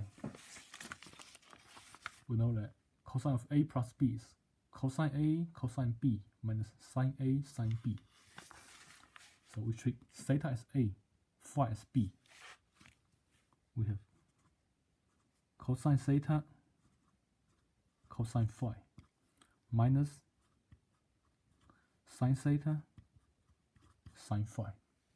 Then substitute and multiply. For cosine theta, look at angle theta here. Cosine theta is adjacent over hypotenuse. So you get 4 over radical 17. For cosine phi, angle phi is here. Cosine phi is adjacent over hypotenuse. So we get vertical 7 over 4. Cosine phi. Cosine is always adjacent over hypotenuse. Next, for sine theta is always opposite over hypotenuse. Sine is always opposite over hypotenuse. Theta is here. Sine theta is opposite over hypotenuse.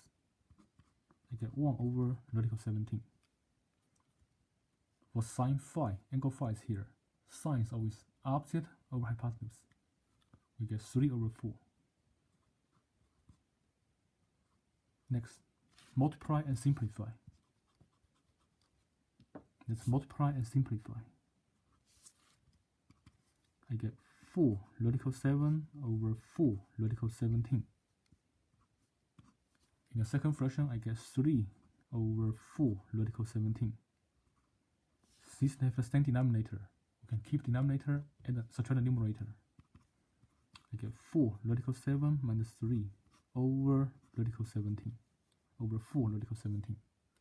In general, for the final answer, we need to rationalize the denominator. So multiply top and bottom by vertical 17.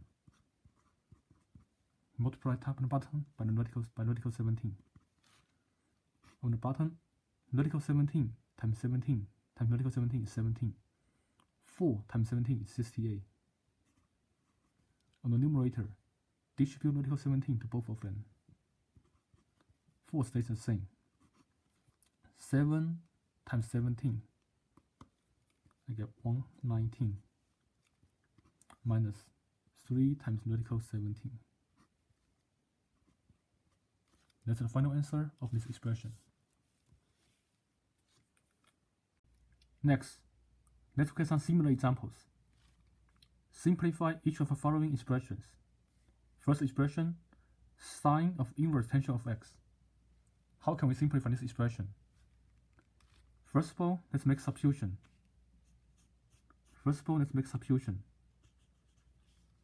Let theta equal to inverse tangent of x. Then, by inverse function property, theta equal to inverse tangent of x. That means tangent theta equal to x.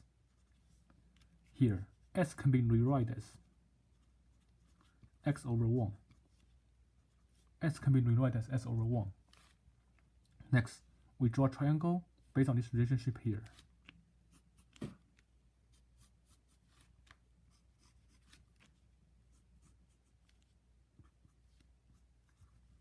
Tangent is always opposite over adjacent.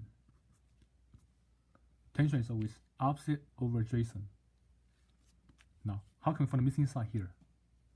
Use Pythagorean Theorem. Hypotenuse is missing. Usually you call these three sides A, B, and C. Hypotenuse is always C. The side opposite to the angle is always C.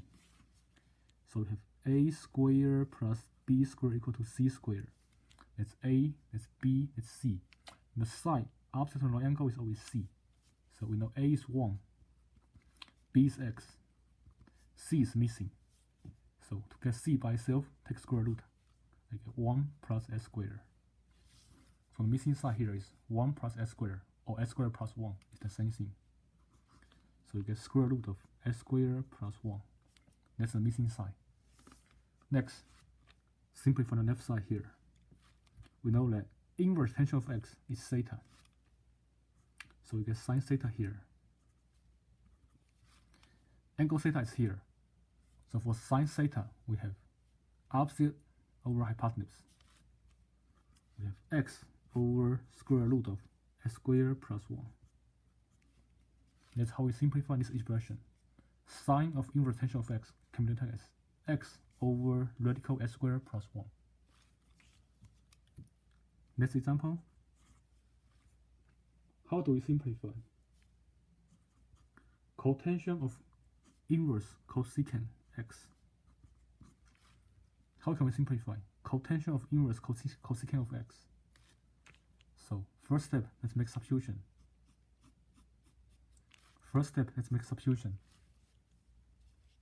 We can solve it directly. We can simplify this directly. So let's make substitution first. Let's theta equal to cosecant inverse cosecant of x.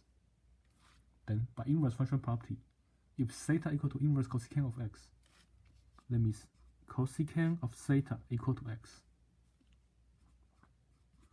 And we know that s can be rewritten as s over 1. Next, we can draw a triangle based on this relationship here.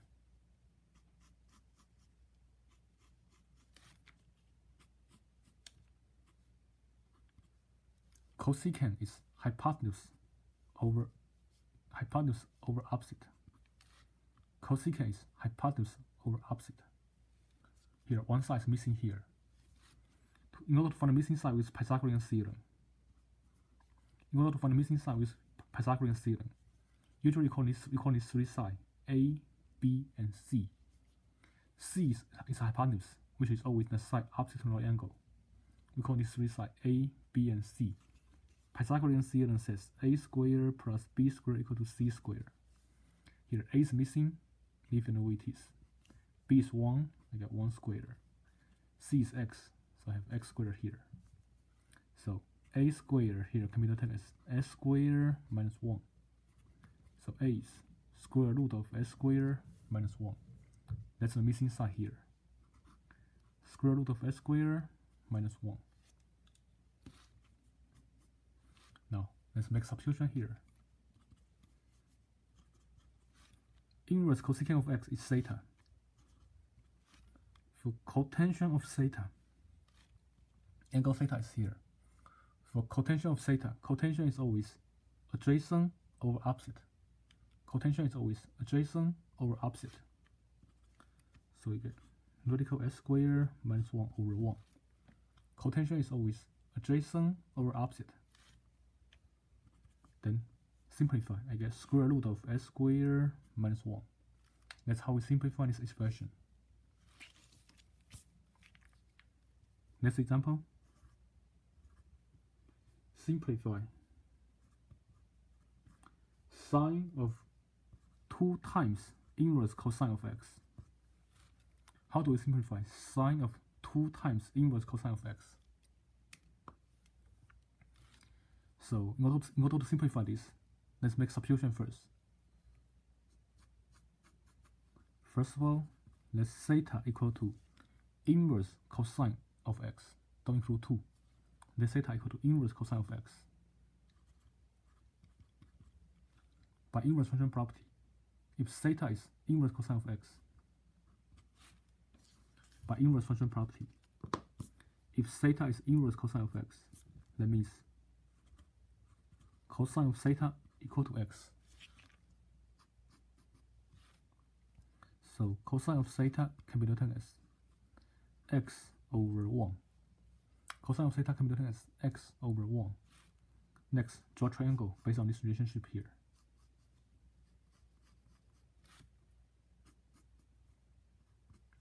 Angle theta is here. Cosine function is always adjacent over hypotenuse. Cosine function is always adjacent over hypotenuse. So x is adjacent, 1 is hypotenuse. One side is missing here. For the missing side with Pythagorean Theorem, usually we treat these three sides A, B, and C. C must always be the hypotenuse, which is the side opposite to the right angle. So we treat these three sides A, B, and C. Pythagorean Theorem says a squared plus b squared equals c squared.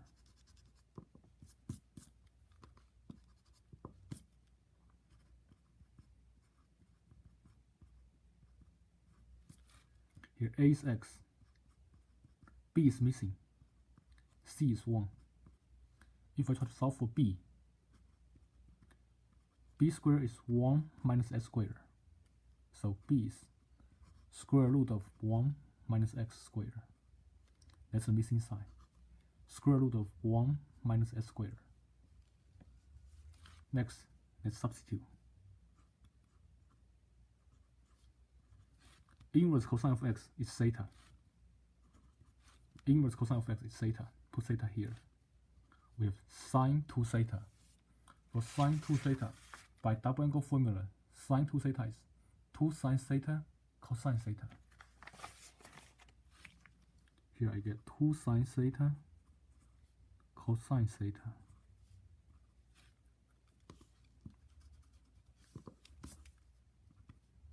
number 2 stays the same. For sine theta, angle theta is here. Sine is opposite over hypotenuse. Okay, radical 1 minus s squared over 1. Sine is opposite over hypotenuse. Cosine is adjacent over hypotenuse. Then multiply. Denominator is 1, we can drop 1. So the final answer is 2x. Multiply 2x.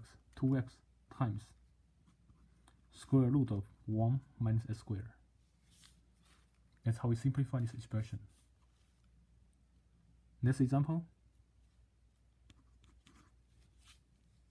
Simplify.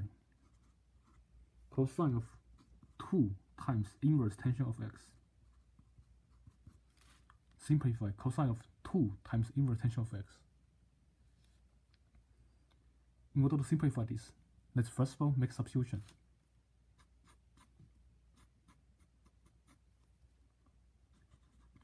First of all, let theta be inverse tangent of x. Then, by inverse function property, theta equal to inverse tangent of x. That means tangent theta equal to x.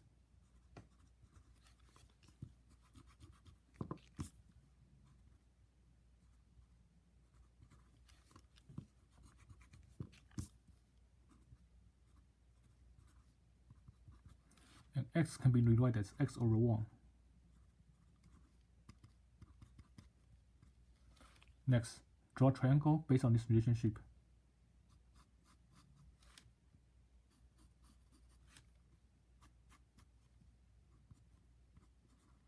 Tangent is always opposite over adjacent. Tangent is always opposite over adjacent.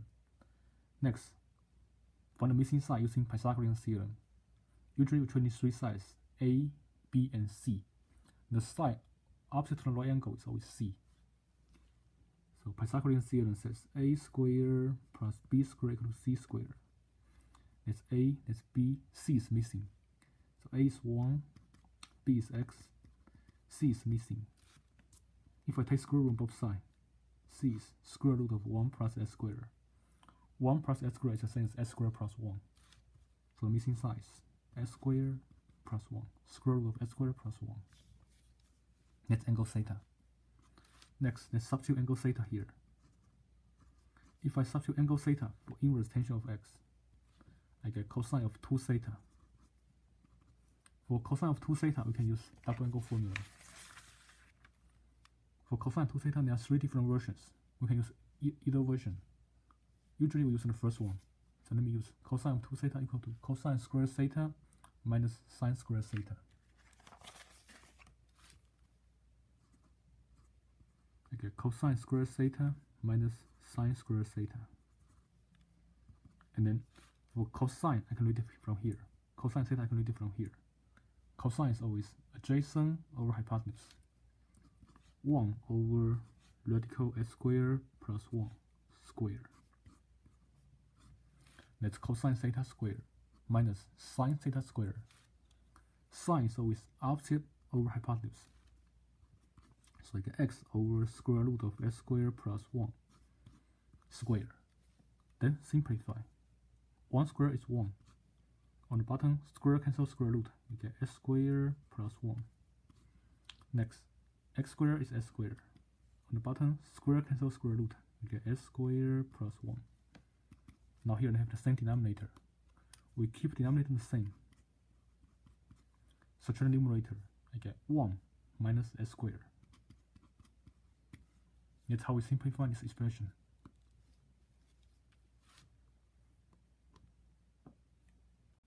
Next, how can we simplify the expression sine of inverse tangent of x plus inverse cosine of x?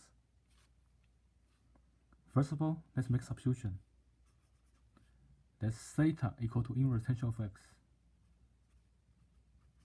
And that's a different function. Use a different letter. That phi equal to inverse cosine of x.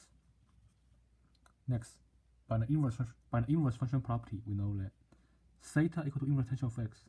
That means tangent theta equal to x. And x can be rewritten as x over 1.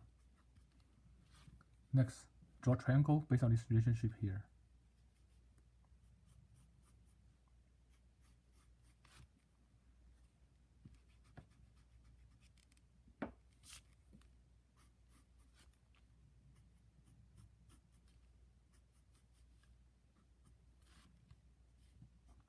Angle theta is here.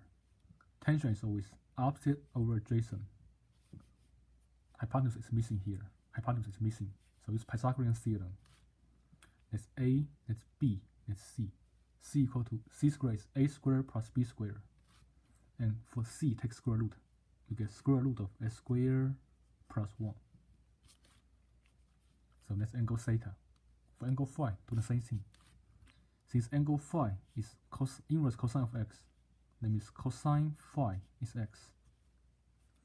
So cosine phi is x over 1. Next, draw a triangle based on this relationship here.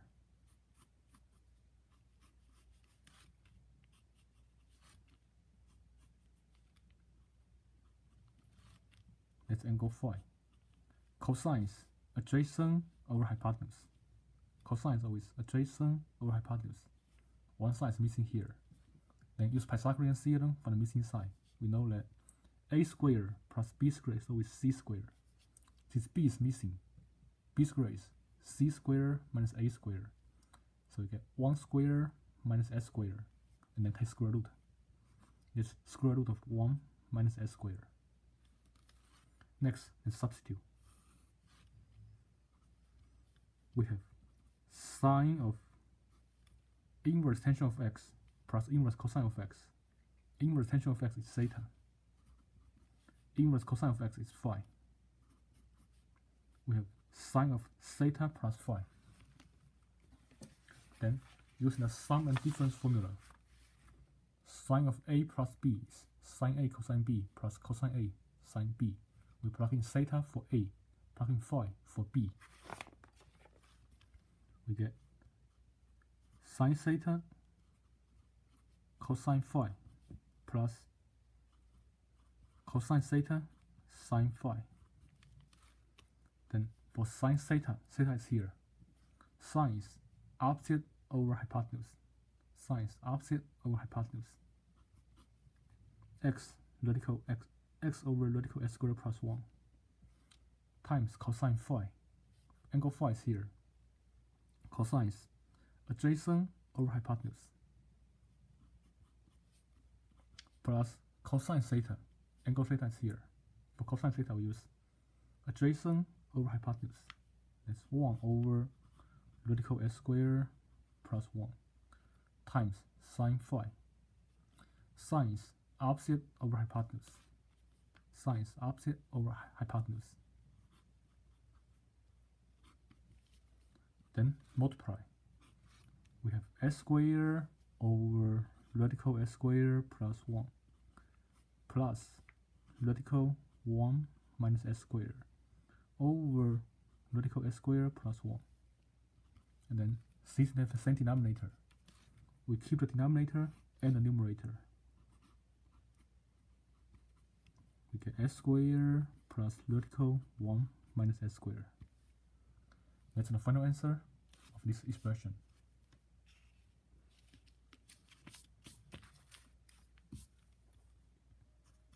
Next, how can we simplify?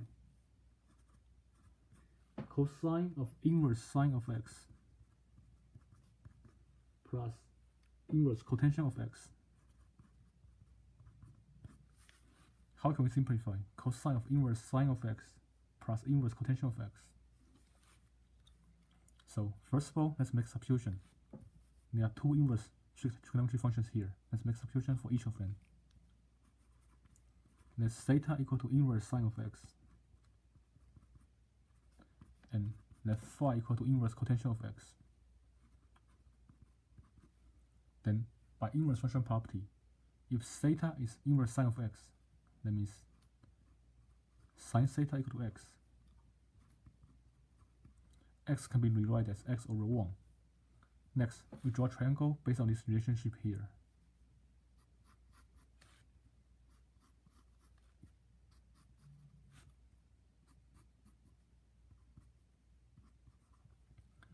sine is always opposite over hypotenuse. Sine is opposite over hypotenuse. Here, one side is missing. Use Pythagorean Theorem for the missing side. These three sides are A, B, and C. C is always hypotenuse. So here A is missing. In order to find A, I can write A as C squared minus B squared. Then take square root. We have 1 squared minus S squared and take square root. That's the missing side here. So find the missing side by Pythagorean Theorem. That's angle theta. Next, do the same thing for angle phi. Phi is inverse cotangent of x by inverse function property. That means cotangent of phi equal to x. Cotangent of phi equal to x. That means cotangent of phi equal to s over 1. Next, draw a triangle based on this relationship here.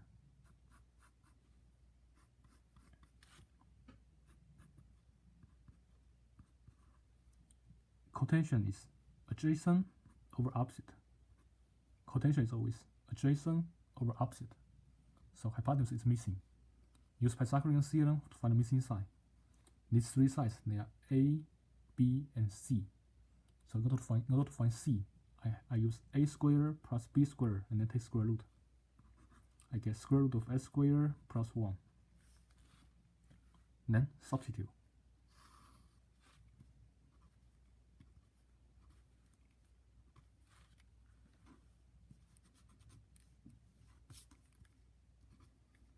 Here, inverse sine of x is theta. Inverse cotangent of x is phi. I get cosine of theta plus phi. Then, by the sum and difference formula, cosine of A plus B is cosine A cosine B minus sine A sine B. Here we treat A as theta, treat B as phi.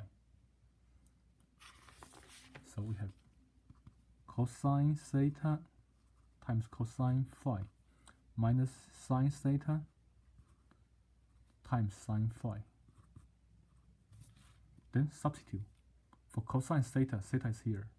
Cosine is adjacent over hypotenuse. I get radical 1 minus s squared over 1 times cosine phi. So this is angle phi.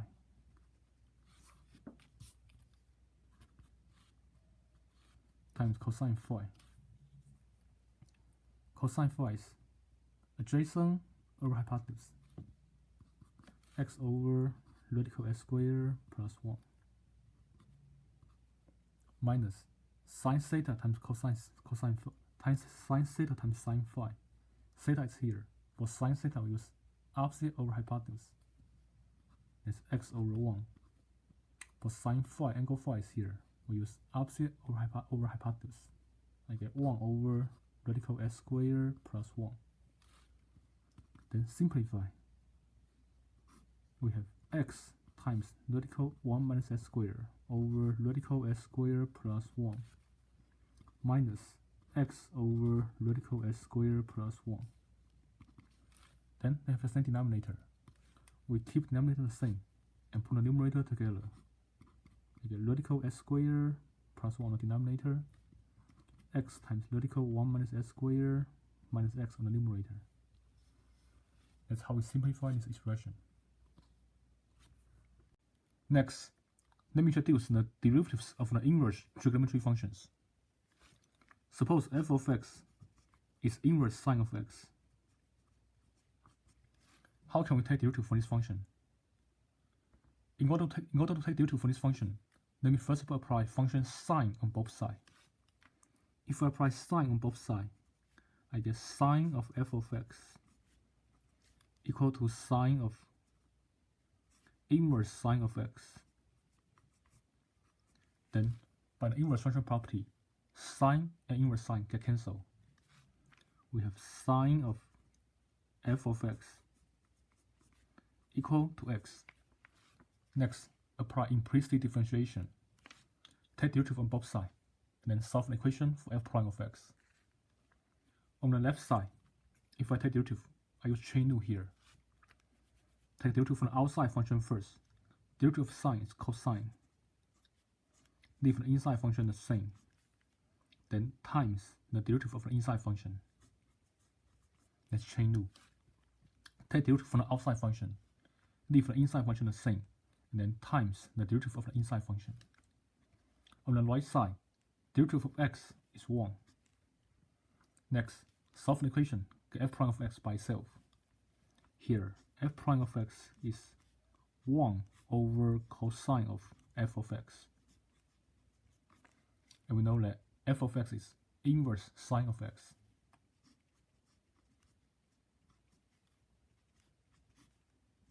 So I get cosine of inverse sine of x. Now, how can we simplify this expression here? What's cosine of inverse sine of x? How can we simplify cosine of inverse sine of x?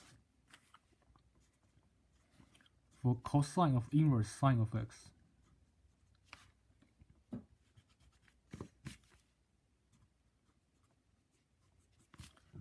we first of all make substitution. Let theta equal to inverse sine of x.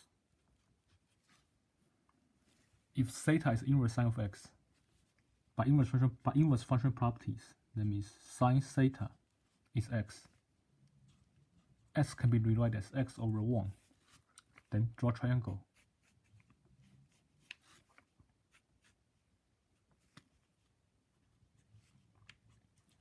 Sine is opposite over hypotenuse. Sine is always opposite over hypotenuse. Then use Pythagorean Theorem for the missing side. That's A, B, and C. C is always a side opposite to the right angle. A, B, and C. We are looking for A, so it's Pythagorean Theorem. A squared is always C squared minus B squared. So for A, we take square root. We get 1. Square root of 1 minus S squared. That's the missing side. So here, inverse sine of x is theta. I get cosine theta. Angle theta is here. For cosine theta, we use adjacent over hypotenuse. Cosine theta is always adjacent over hypotenuse. That's radical 1 minus s squared over 1, which is radical 1 minus s squared. So cosine of inverse sine of x is always radical 1 minus s squared. That's 1 over radical 1 minus s squared. That's f prime of x. That's how we take derivative for inverse sine of x. That's how we take derivative for inverse sine of x. Next, how can we take derivative for inverse cosine of x?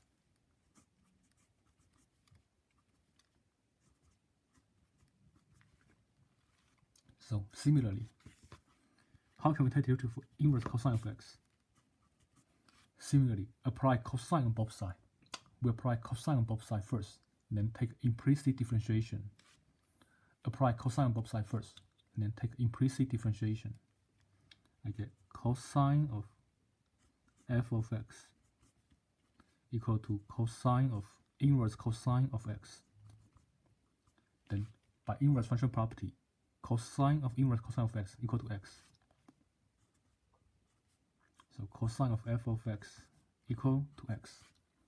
Then apply implicit differentiation. Take derivative on both sides. If I take derivative on the left side, derivative of cosine is negative sine. Leave the inner function the same. I get negative sine of f of x. Then by chain rule, times derivative of f of x, that's f prime of x. On the right side, derivative of x is 1. Then solve an equation for f prime of x. F prime of x is 1 over negative sine of f of x. And to make it easier, I bring negative sign. I bring negative to the top. So f prime of x equal to negative 1 over sine of f of x. F of x is inverse cosine of x. F of x is inverse cosine of x. So we can plug in here. So f prime of x is -1 over sine of inverse cosine of x.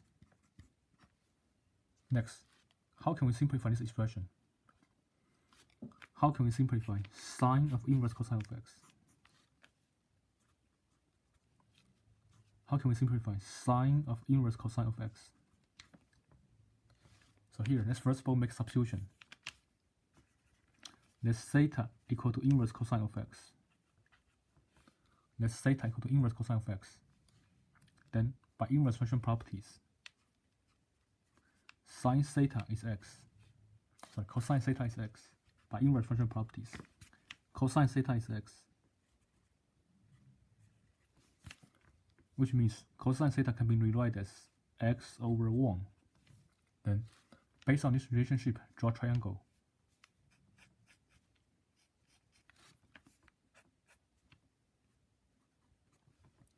Cosine is always adjacent over hypotenuse. Cosine is always adjacent over hypotenuse. Then use Pythagorean Theorem, find the missing side here. That's A, B, and C. In order to find B, we use c squared minus a squared, and then take square root. So I get 1 squared minus s squared under square root, which is square root of 1 minus s squared. That's how we find the missing side. This is angle theta. Then substitute. Inverse cosine of x is theta. So I get sine of theta. Theta is here. For sine of theta, we use opposite, adjacent, opposite over hypotenuse. For sine of theta, we use opposite over hypotenuse. It's radical 1 minus s squared over 1. For sine theta, we use opposite over hypotenuse. That's opposite, that's hypotenuse. And simplify, I get 1 minus s squared. So sine of inverse cosine of x is radical 1 minus s squared. So I get -1 over radical 1 minus s squared. That's the derivative of inverse cosine of x. So derivative of inverse sine of x is 1 over radical 1 minus s squared. And derivative of inverse cosine of x is -1 over radical 1 minus s squared. Here you can see that they looks very similar. The only difference is that derivative of inverse sine of x is positive on the top, and derivative of inverse cosine of x is negative on the top. They look very similar. The only difference is the sign. Next, how can we find derivative for inverse tangent of x? How can we find derivative for inverse tangent of x? So the proof is very similar. The way to find derivative is very similar. I first of all apply tangent on both sides. I get tangent of f of x equal to tangent of x, tangent inverse of x. On the right side, by inverse function property, tangent of inverse tangent of x equal to x. So we get tangent of f of x equal to x. Next, apply implicit differentiation. Take derivative on both sides, and then solve an equation for f prime of x. On the left side, if I take derivative for tangent of x, for tangent of f of x, I get secant square of f of x. By chain rule, I multiply the answer by f prime of x. That's the left side. On the right side, if I take derivative for x, I get 1. Then, solve an equation for f of x, for f prime of x. F prime of x is 1 over secant square of f of x. And we know that f of x is tangent inverse tangent of x.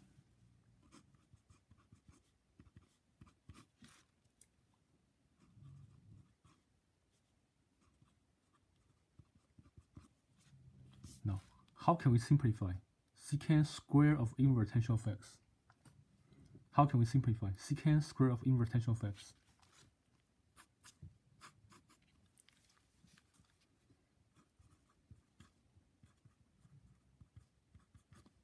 First of all, let's make substitution. Let's theta equal to inverse tangent of x. Then, by inverse function property, that means tangent theta is x.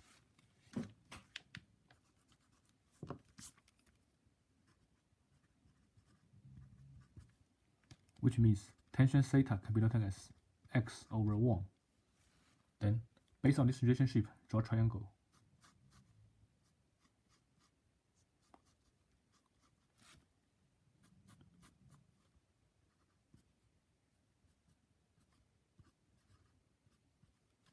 Tangent is always opposite over adjacent. Here, hypotenuse is missing. Use Pythagorean Theorem, find a missing side here. It's a, b, and c. C squared is always a squared plus b squared. So c is square root of 1 squared plus s squared.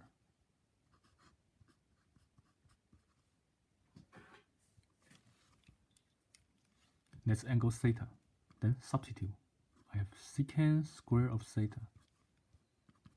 We know that secant is hypotenuse over adjacent.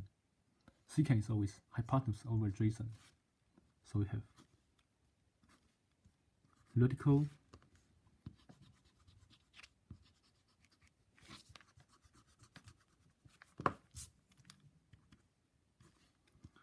vertical 1 plus s squared over 1 squared.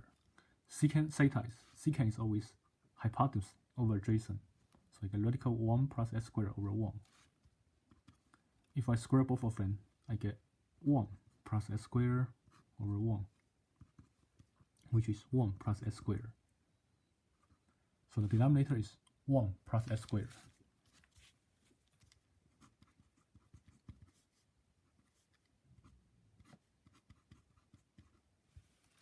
That's the derivative of inverse tangent of x.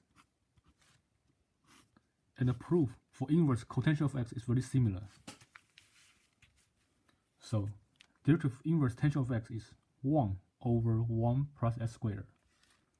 The proof for inverse cotangent is very similar. The derivative of inverse cotangent of x is negative 1 over 1 plus s squared. The proof is very similar. Next, how can we find the derivative for inverse secant of x? How can we find the derivative for inverse secant of x? The proof is very similar. I first of all apply secant on both sides.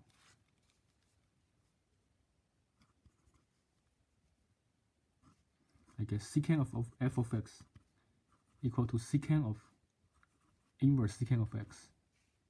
Then on the right side, by inverse function property, I get x by itself. That's secant of f of x equal to x. Then use implicit differentiation.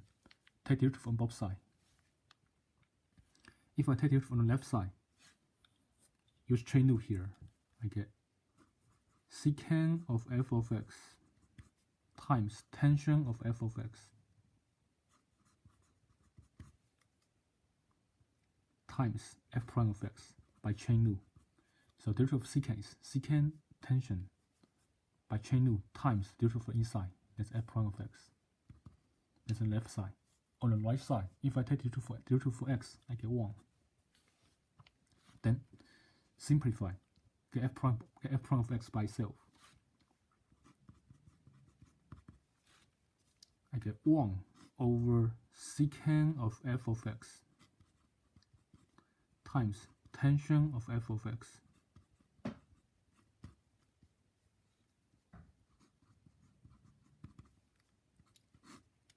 F of x is inverse secant of x. F of x is inverse secant of x. Let's plug in here. I get secant of inverse secant of x times tangent of inverse secant of x.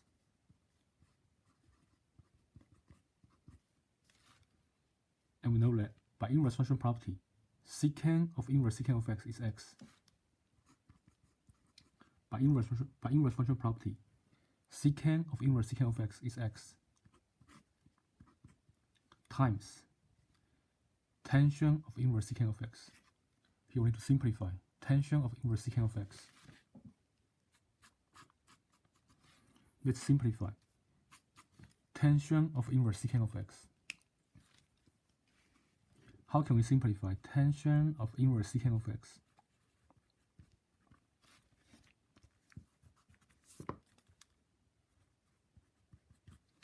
First of all, let theta be inverse secant of x. Let theta be inverse secant of x. By inverse function property, if theta is inverse secant of x, that means secant of theta is x. So secant of theta can be rewritten as x over 1. Then based on this relationship, you can draw a triangle.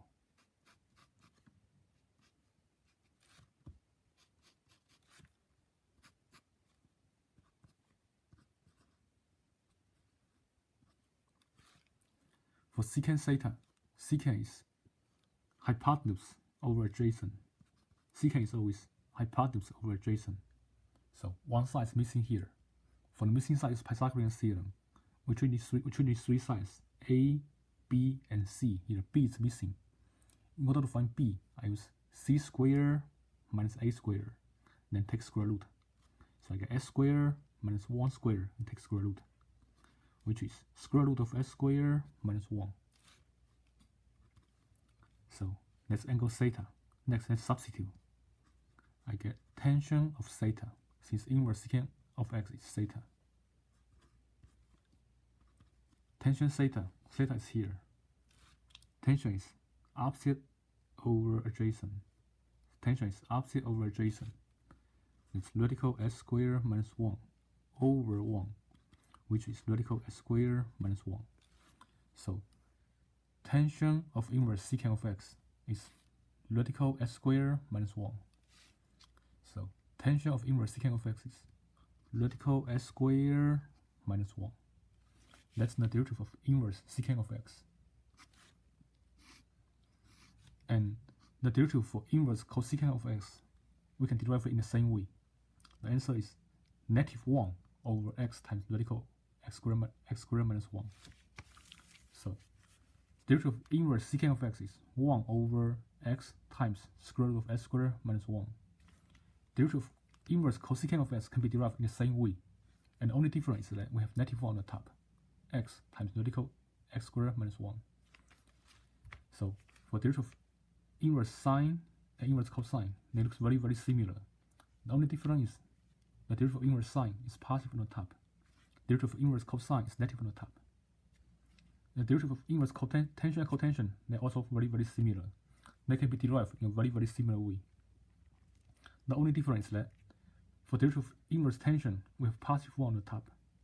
For derivative of inverse cotangent, we have -1 on the top. That's the only difference. Both formulas can be derived in a very, very similar way. And for inverse secant and cosecant, their derivative also looks very, very similar. The only difference is that for derivative of inverse secant of x, the top is +1. And for derivative of inverse cosecant of x, the top is -1. So the derivative of all inverse co-functions, the derivative of all inverse co-functions, we have -1 on the top. And it looks very, very similar. The rest stays the same. Next, let's look at some examples. Differentiate each of the following functions. First example, f of x is inverse sine of 3x plus 1. We know that the derivative of inverse sine of x is 1 over square root of 1 minus s squared. So here we use chain rule. Take derivative from the outer function first. For inverse sine of x, its derivative is 1 over square root of 1 minus s squared. Here, x is what's in the parentheses. So it gets 3x plus 1 squared. That's the derivative of an outer function. Then by chain rule, times the derivative of an inner function. For 3x plus 1, the derivative is 3. That's how we take the derivative for this function. Next example, f of x is inverse tangent of sine x. f of x is inverse tangent of sine x. How can we take derivative for this function? We know that the derivative inverse tangent of x is 1 over 1 plus s squared. The derivative inverse tangent of x is 1 over 1 plus s squared. So take derivative from the outer function first. I get 1 over 1 plus s squared. Since in the parentheses is sine x, I write sine of x squared. Then by chain rule, we times the derivative of the inner function. Derivative of sine x is cosine of x. Next example. F of x is cosine of x times inverse cosine of x. F of x is cosine of x times inverse cosine of x. Here, when we have two functions multiplied together, we must use product rule. When we have two functions multiplied together, we must use product rule.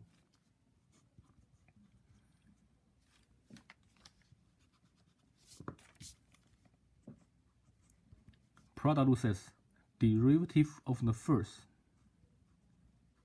times the second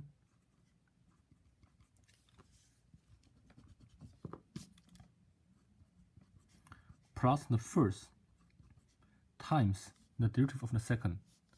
Derivative of inverse cosine of x is -1 over square root of 1 minus s squared.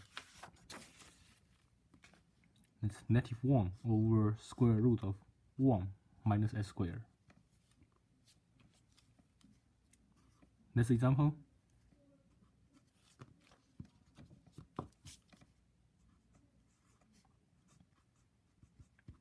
F of x is inverse secant of 1 over x to the power of 3. F of x is inverse secant of 1 over x to the power of 3. So here we need to use chain rule twice. We have a function inside another function, another function inside another function. Here we need to use chain rule twice. So take an outer function first. Take derivative from outer function first. I first of all bring 3 to the front. Reduce the power by 1. Keep the inner function the same.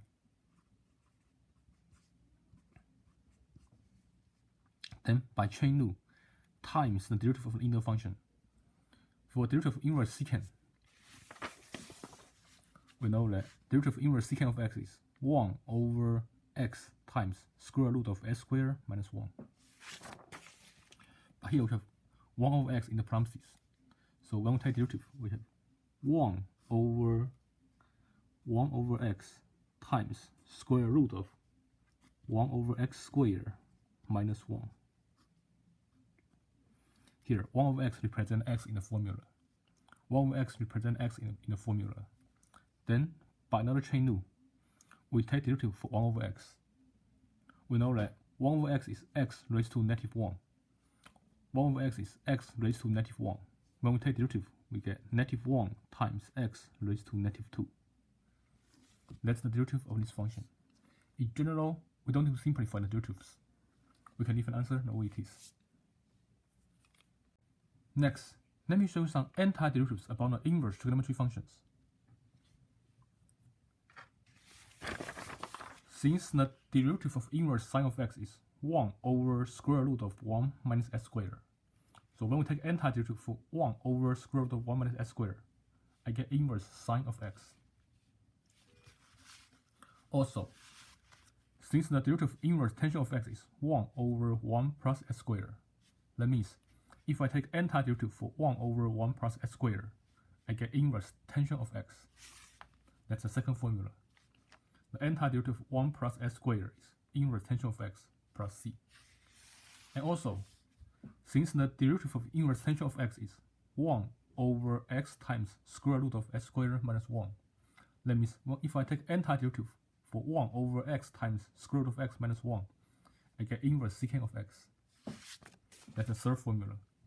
If I take antiderivative for 1 over x times square root of s squared minus 1, I get inverse secant of x.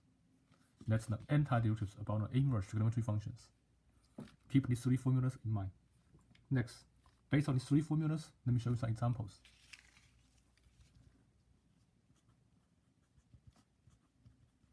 Evaluate each of the following integrals.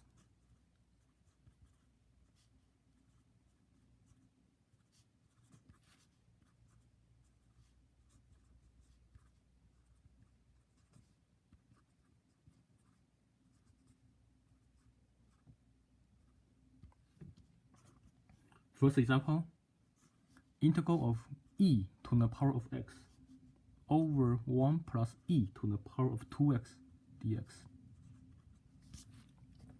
If we look at this integral, it looks like the second formula here, something over 1 plus x squared. Here, let's make a u substitution. If I let u be e to the power of x, then we know that u squared will be e to the power of 2x. If I square both sides and multiply both exponents by 2, u squared will be e to the power of 2x. Let's match here, e to the power of 2x. And then if I take derivative for u, du is e to the power of x dx. Then this integral can be rewritten as 1 over 1 plus e to the power of 2x times e to the power of x dx. If we substitute, we know that e to the power of 2x is u squared, and e to the power of x dx is du. Now, it looks exactly the same as the second formula here, 1 over 1 plus x squared dx. If I take antiderivative, I get inverse tension of u. I get inverse tension of u plus c. For the final answer, replace u with e to the power of x. For the final answer, replace u with e to the power of x. I get inverse tension of e to the power of x plus c. That's an antiderivative of this expression. Next example, integral of inverse cosine of x over radical 1 minus x squared dx.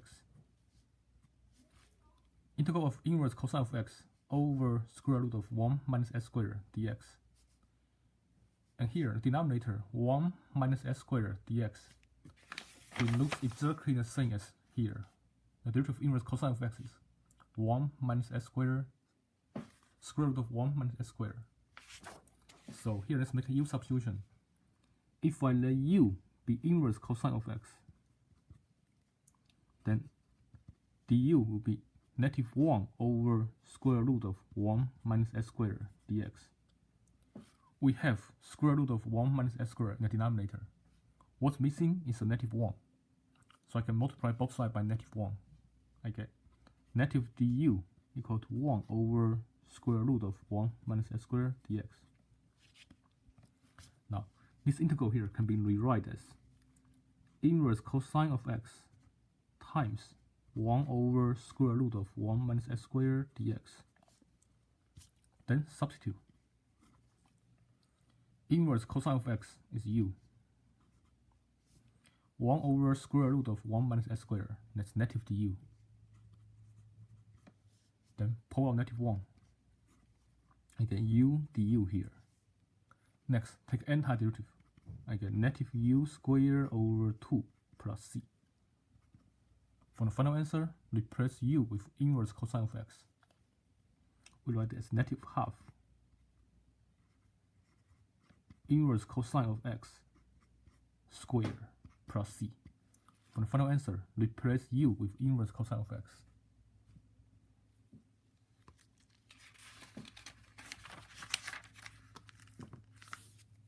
Next example,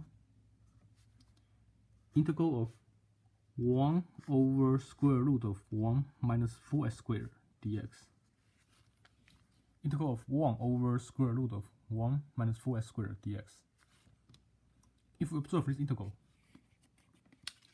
it looks like the first formula, 1 over 1 minus x squared dx. It looks like this formula here. The only difference is that there's extra 4 in the front. So what can we do here? First of all, 4x squared can be rewritten as 2x squared in parentheses. If I make u substitution, let u equal to 2x, then I have 1 minus u squared. That looks exactly the same as this expression here, 1 over square root of 1 minus x squared. So let u be 2x, then du will be 2 dx. We have dx here. What's missing is a 2, but 2 is a constant, doesn't matter. I can divide both sides by 2. If I divide both sides by 2, I get half of du equal to dx. So substitute. I get 1 over square root of 1 minus u squared. 2x is u, and dx is half of du times half of du. Half is a constant, I can put it outside. I get 1 over square root of 1 minus u squared du. Then take antiderivative.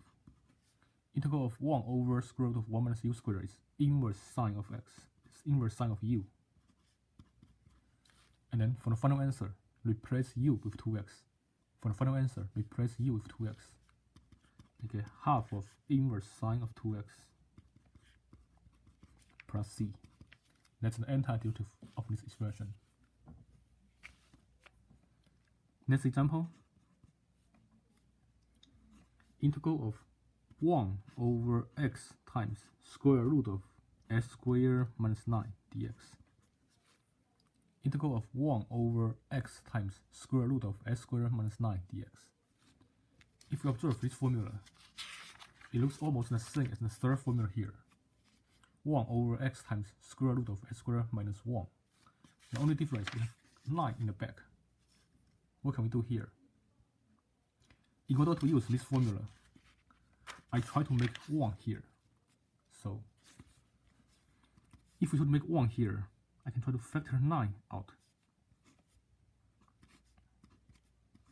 If I factor 9, I get 9 times s squared over 9 minus 1. We try to factor 9 out. If I factor 9 out, I get 9 times s squared over 9 minus 1. Now, this 9 is a constant.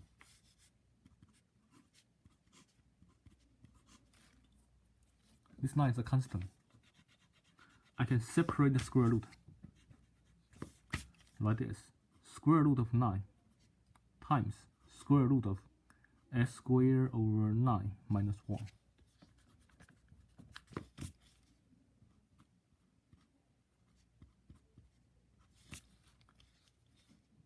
Times dx. Here, square root of 9 is 3. I can pull out 3 on the denominator. I get 1/3 in the front. Square root of 9 is 3. I can pull out 3 from denominator. That's 1 over 3.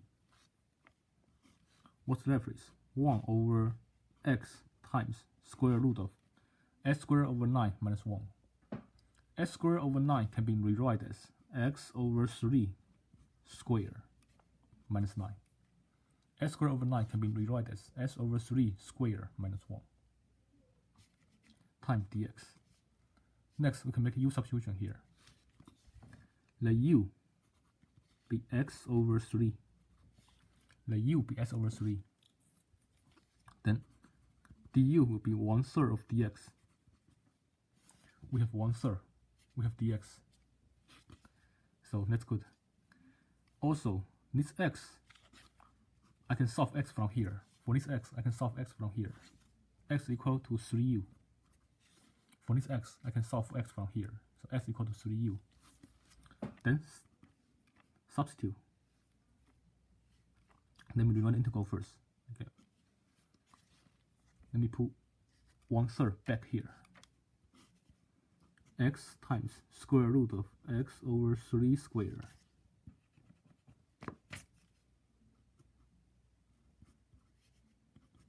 times 1/3 dx. If I substitute, this x is 3u.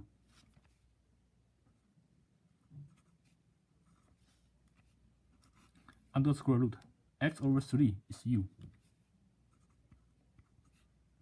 1/3 dx is du.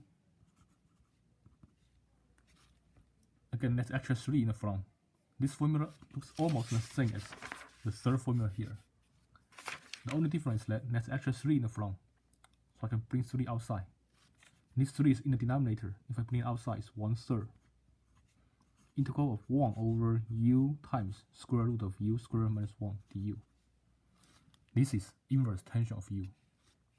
If I take antiderivative, this is inverse tangent of u, inverse secant of u. This is inverse secant of u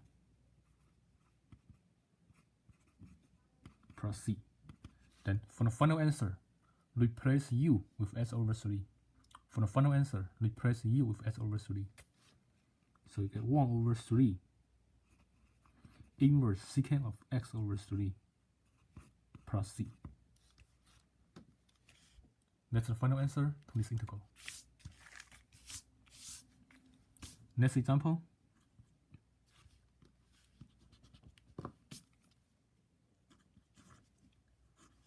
Integral of 2x plus 1 over s squared plus 1 dx. Integral of 2x plus 1 over s squared plus 1 dx. How can we solve this integral? If we try u substitution, let u be the denominator. We have du equal to 2x dx. But there's extra 1 here. There's extra 1 here. So this u substitution doesn't work. What can we do? Think of this. If there are 2 terms on the numerator, we can try to separate this into 2 integrals. Like this. 2x over s squared plus 1 dx plus 1 over s squared plus 1 dx.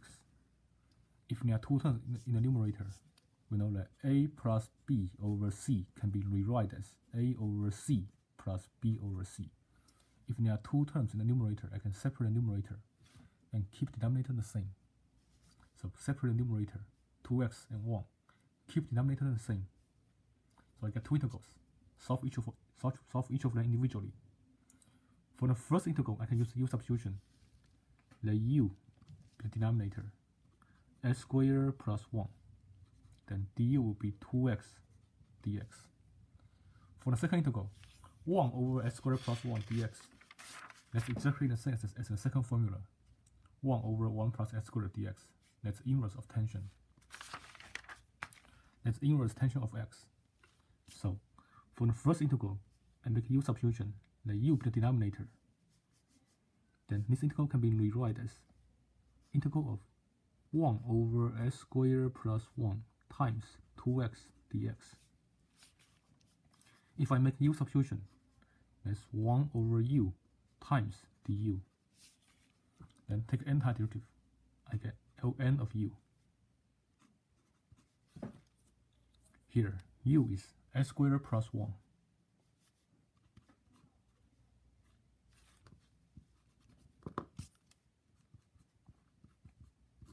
Since s squared plus 1 is always non-negative, for a non-negative number I can change absolute value to parentheses. That's ln of x squared plus 1. For non-negative numbers, we can change absolute value to parentheses. S squared is always greater or equal to 0, but when add 1, it's always positive. So for absolute value of positive number, it stays the same. Here, if the inside is positive, I change absolute value to parentheses. So that's the answer to the first integral. For the second integral, integral of 1 over s squared plus 1, that's inverse tangent of x. So for the final answer, write both of them together, we get ln of s squared plus 1 plus inverse tangent of x plus c. That's the final answer to this integral. Next example, integral of 1 over x times square root of x to the power 4 minus 1 dx. How can we take antiderivative for this function? If you observe this formula, it looks like the third formula, x times square root of s squared minus 1 on the denominator. It looks like the third formula here.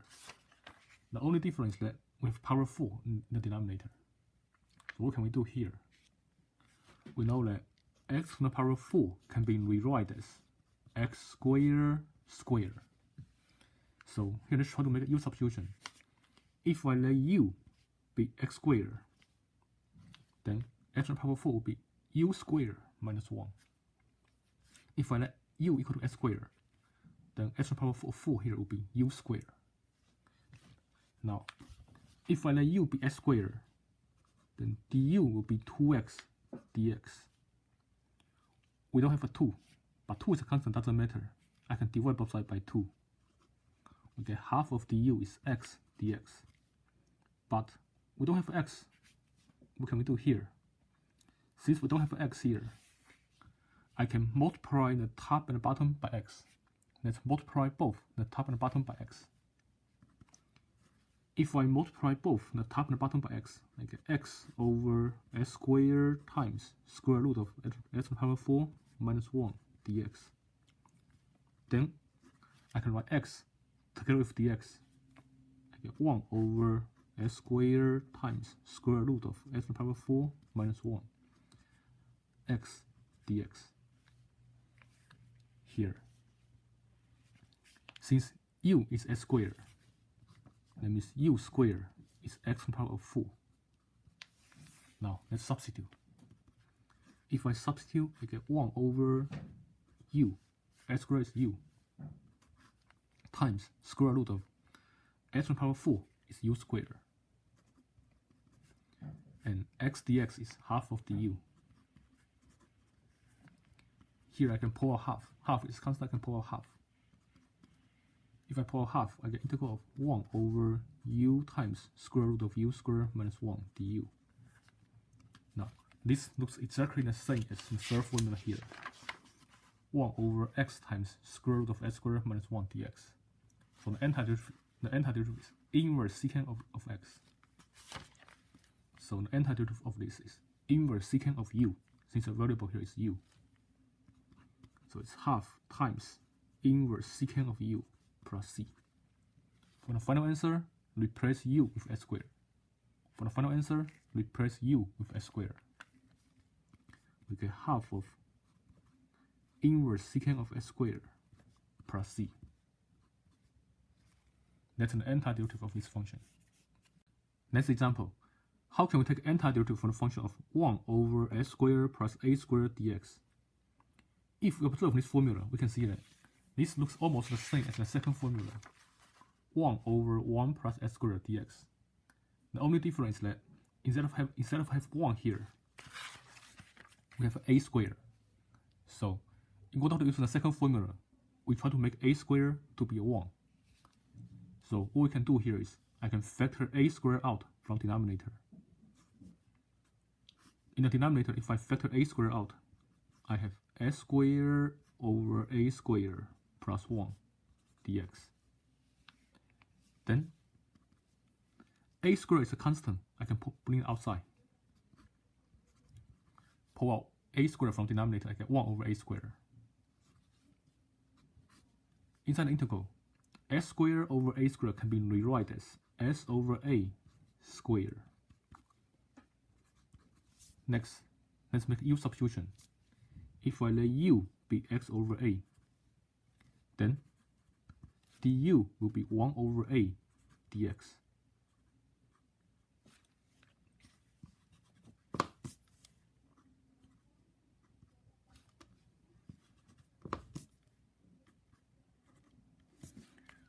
We have 1 over a squared here. 1 over a squared can be rewritten as 1 over a times 1 over a. So I can bring 1 over 1 over a inside. So I keep 1 over 1 over a outside. Bring another 1 over a inside. 1 over a squared can be written as 1 over a times 1 over a. I bring 1 over the inside. Then x squared x over a squared stays the same. Next, let's substitute. If I substitute, x over a is u. I get 1 over u squared plus 1. And 1 over a dx is du. Then, This looks exactly the same as the second formula here. 1 over 1 plus x squared dx is inverse tension of x. So 1 over a is a constant. This is exactly the same as inverse tan of u, inverse tension of u, plus c.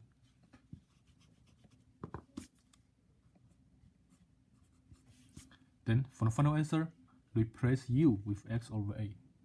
For the final answer, replace u with x over a. We get 1 over a times inverse tension of x over a plus c. So this is a formula. Integral of 1 over s squared plus a squared dx equal to 1 over a times inverse tension of s over a plus c. This is a formula, keep in mind. It's very, very useful in chapter 6. That's a very, very useful formula in chapter 6. Keep in mind. Integral of 1 over s squared plus a squared dx is 1 over a times inverse tension of s over a plus c. That's a very, very useful formula in chapter 6.